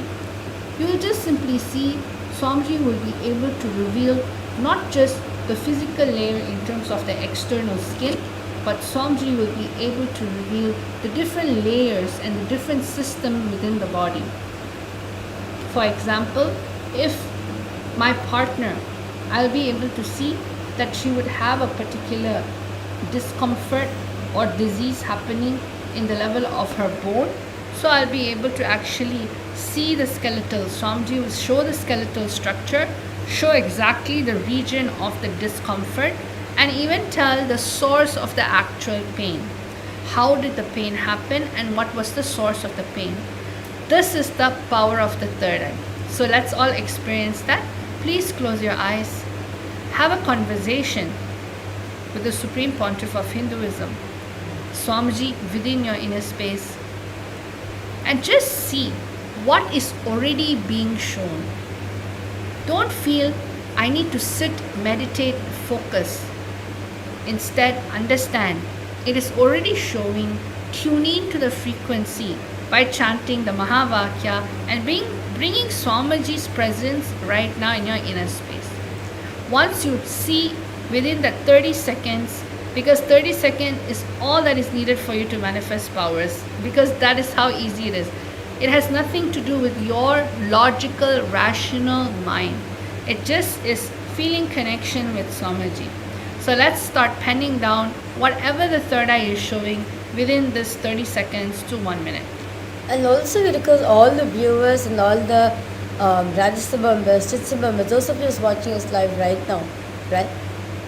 When it manifests in the power, do not have any self-doubt, whatever is showing, is it really Swamiji showing or not? See, at this moment of time, the only person who can reveal anything is Swamiji. Because you do not know anything about the other person.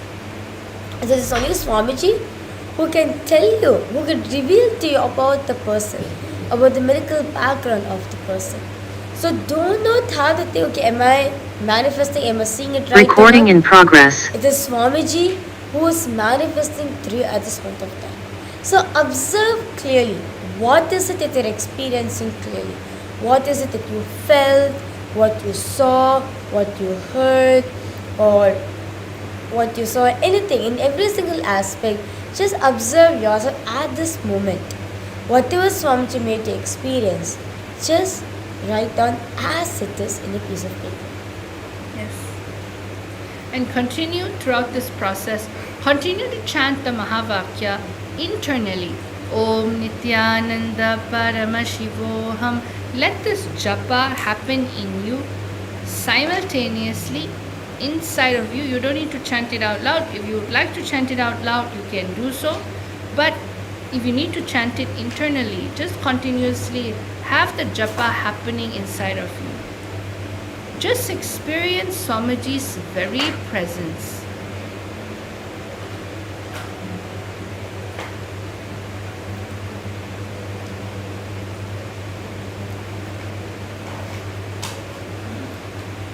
Just chant the Mahavakya intensely. Om Nithyananda Paramashivoham. Om Nithyananda Paramashivoham.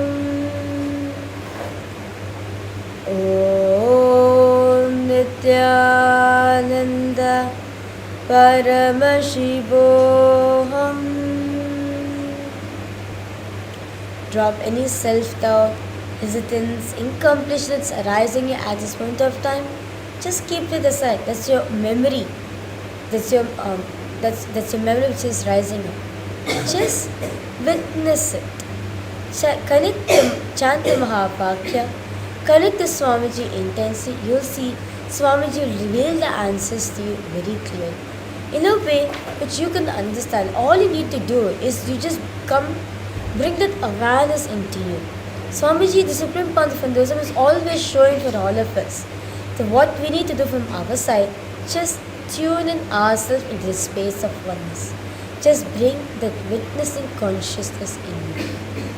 And by any chance, if any of the viewers, Rajasabha member, Chitsabha member, is actually doing this power manifestation and you are from the medical field or scientific field, just experience how the innate intelligence of the body starts revealing itself to you. It is actually the intelligence that's revealing itself to you, just like how in the Apta Pramanas, but the Shushutas, Rishi Shushuta actually got all this information directly from the god, Hindu god Dhanvantari itself. Now you'll just simply see how all the revelation that you want to know, learn, directly comes from none other than the Supreme Pontiff of Hinduism, Swamiji. So if you are in the medical field, you'll just see how just by connecting to Swamiji, you'll be able to see the depths of what is actually there. Nowadays, there are many unknown diseases happening in the world today, where despite a lot of allopathy or despite a lot of medical intervention, it can only be handled in the level of the emergency layer, which is great. However, Sanatana Hindu Dharma is so unique the Supreme Pontiff of Hinduism, is reviving by the body scanning in terms of living biology. Many times, a lot of the medical information we have, like what the Supreme Pontiff of Hinduism has revealed in earlier satsang, is that it is mainly based on the dead, means studying organs which has already is dead. So basically, this is the biology of dead. However, body scanning is all about studying live organs, means living organs, living biology. So when power manifestation happens, you can study the body as it's breathing and living right now. What is its possibility as it's living and breathing? You don't need to wait for the body to actually stop working, and then based on that dissecting and finding out what is actually there in the body. However, you are able to actually see what is happening to the body, and as its progress gets updated, upgraded, you will just simply see how the information of the third eye will associate itself with that. So if you're a doctor who's working on surgical level procedures, or a doctor who does a lot of intervention in terms of surgery, you'll just simply see how the intricacy of the third eye, what it reveals, actually comes to you in complete detail. So everybody, it's time for you to write your answers. So all of you, please start writing down your answer. Anything in which Swamiji has revealed to you for this past, I think 1 minute 30 seconds. This is more than enough time for you to actually do 3 things. First, where is the location of the actual issue? Swamiji would have shown you from head to toe, where is the actual location in which is getting highlighted. For instance, the head, the upper body, the chest, lower body, and then you have the legs. Exactly in which location is it getting highlighted? That's the first parameter. Write your answer down. Then the second parameter that we are going to be answering and looking into is, what exactly is happening in that area? What is the partner feeling in that area? Are they feeling a sense of pinching? Or what type of discomfort are they feeling? This is important in body scanning because you want to relate to the person. It's not just a body or like a thing, that object that we're scanning. They are literally living right now and they can feel exactly what's wrong in that area. So what is it that is happening in that area? What is this person feeling? Write that down.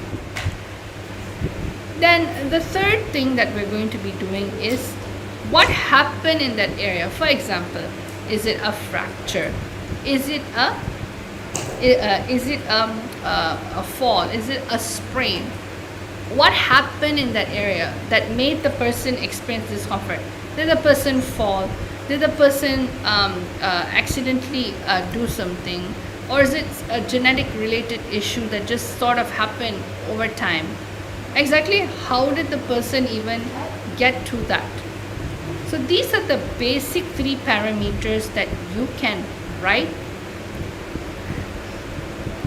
Basic 3 parameters in which you can write and simply verify with your partner. So go ahead, just chant Mahavakya, share your information with your partner, take this time to share. At this time, we're not going to even tell you that if you have self-doubt, there is nothing such as such. You're already manifested, already manifesting, even if you're yet to see. We never say that you're not manifested. It simply means the answer is in a delay. Decide to just align yourself at the moment. I am Paramashiva in this moment again. Let me connect and go into the space of oneness. Because you're already seeing what is being shown. Decide to just connect to that. So we have a few more minutes.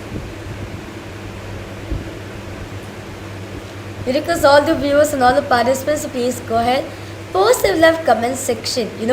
we had a quick 21 round of the power manifestation.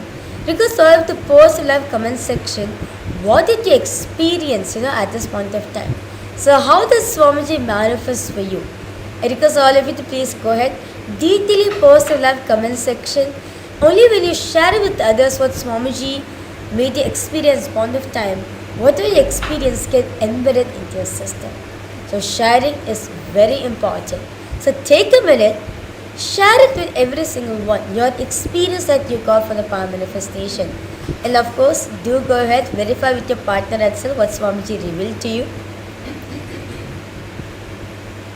And you'll just see the prasadam of power manifestation is actually the feeling connection.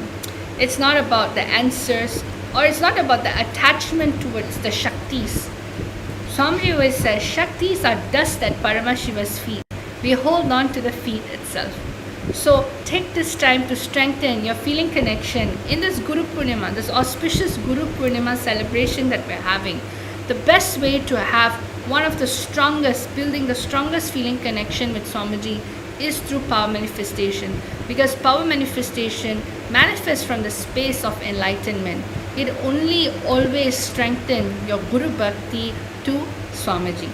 So thank you so much everyone for manifesting the power manifestation with us. I hope all of you had a wonderful time, because we definitely enjoyed spending time teaching you, guiding you throughout the power manifestation session. Right now, we're going to be ending our... Yes. So with that beautiful round of power manifestation, I request all the viewers and all the participants, those of you watching us live right now, at the end of today's satsang, Swamiji, the Supreme Pontiff of Hinduism, very revealed about Abhaya, right? I would like to emphasize on that point once again. Abhayam Sarvabhutebhyo, the indestructible refuge. Recording Understand, stopped. when you give, take refuge at the Guru's lotus feet, right? When you take refuge at the Guru, you become the Guru, because Guru is the reality. The only reality which is true is Guru, because the memory cancellation is not there.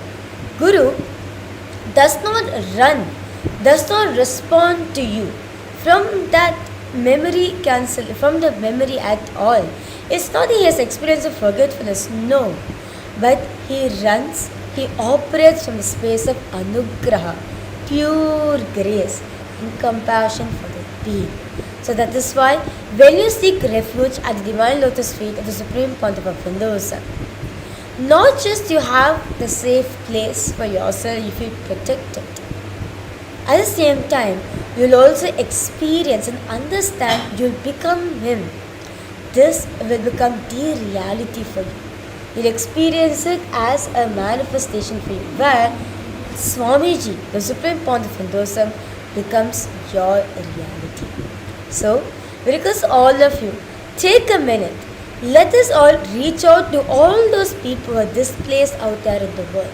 There are more than 120 people who are displaced, and all of them needs a new hope. That is why the Supreme Pontiff of Hinduism is here to open his hands and saying, Abhayam Sarvabhutebhyo, the refuge for all, which is ultimate vow, which is echoing through the cosmos. So because all of you, please submit your applications at kailasa.ai/UANHCR. If you are seeking for a refuge, or if you know someone out there who's seeking for a refuge, or if you know any communities, or if you know organizations who are working in those fields as well, you can always enrich the other person with what the Supreme Pontiff of Hinduism, the initiative the Supreme Pontiff of Hinduism is spearheading, the Abhayam Sarvabhutebhyo. Till the last man on planet Earth gets protection, that is, it's our responsibility to spread this message wide and all for every single one.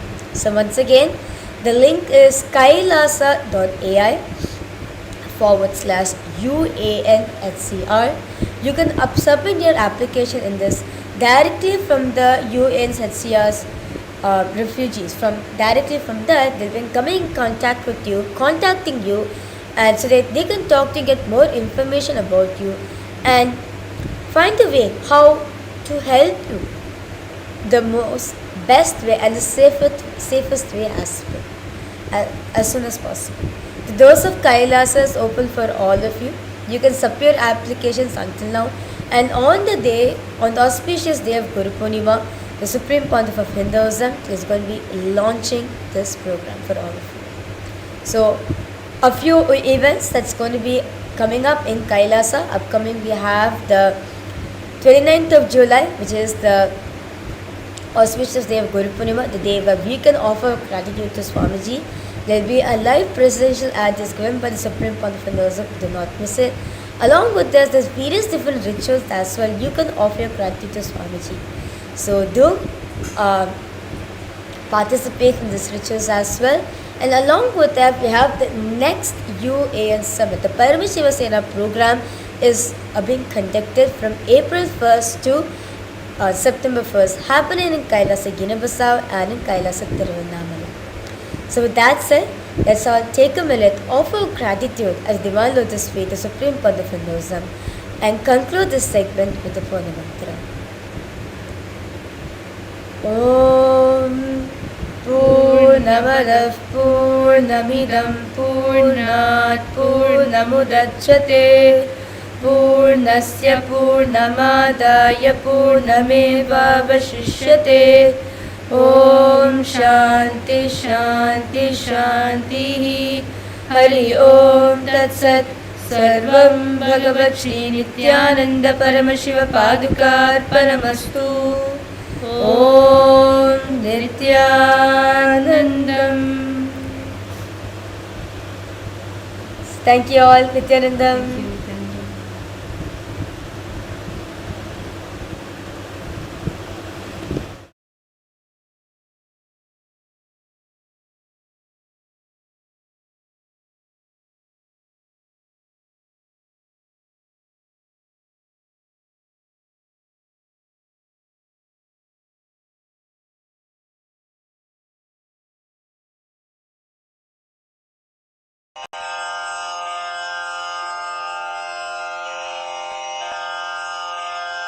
श्रीकैलासोन्नतद्वादशान्तश्यामलापीठारूढ श्रीमीनाक्षिसुन्दरेश्वरा भिन्नस्वरूप परशिवपुत्ररत्न Kumar गुरुमण्यतुल्यावतार श्रीपार्वतीस्तन्यपानलब्धदिव्यज्ञान विश्रुतसकलनिगमागमसारभूतद्राविडवेदप्रवक्त्रे श्रीमत्परमशिवकरुणासमधिगतमुक्तामयचतुरश्रयान् गीयमानछत्रचामर श्रीचिह्नकाहलादिसमस्तबिरदावल्यलङ्कृत ज्ञानविज्ञानचक्रवर्ती सर्वजनसङ्घसद्यो निर्वाणदीक्षाव्ययापवर्गवर्ष विश्राण Jimuta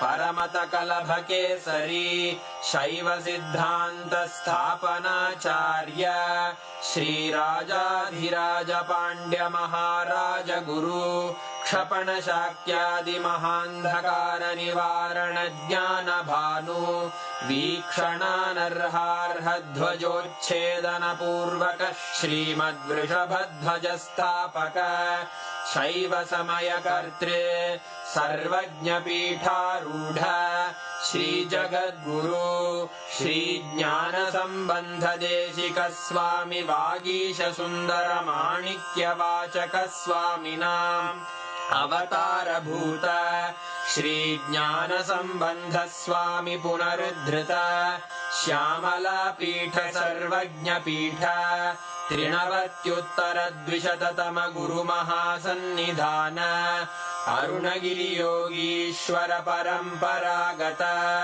Arunachal सर्वज्ञपीठ गुरुमहासन्निधान Kailash परम्परागत काञ्ची कैलास सर्वज्ञपीठ त्रयस्त्रिंशदुत्तरद्विशततम गुरुमहासन्निधान नित्योत्सव नित्यमङ्गल नित्यकल्याण नित्यरजित कैलास परम्परागत आदिकैलास नित्यानन्द पीठ महासंस्थान महासिंहासन पीठकर्तः साक्षात् श्री परमशिव समुद्भूत कैलास परम्परागत वैवस्वतमनु इक्ष्वाकु हरिश्चन्द्र भगीरथ श्रीरामचन्द्र शूरसेन इत्यादि अनवच्छिन्न सार्वभौम चक्रवर्ति परम्परागत चतुष्षष्टि योगिनी मण्डित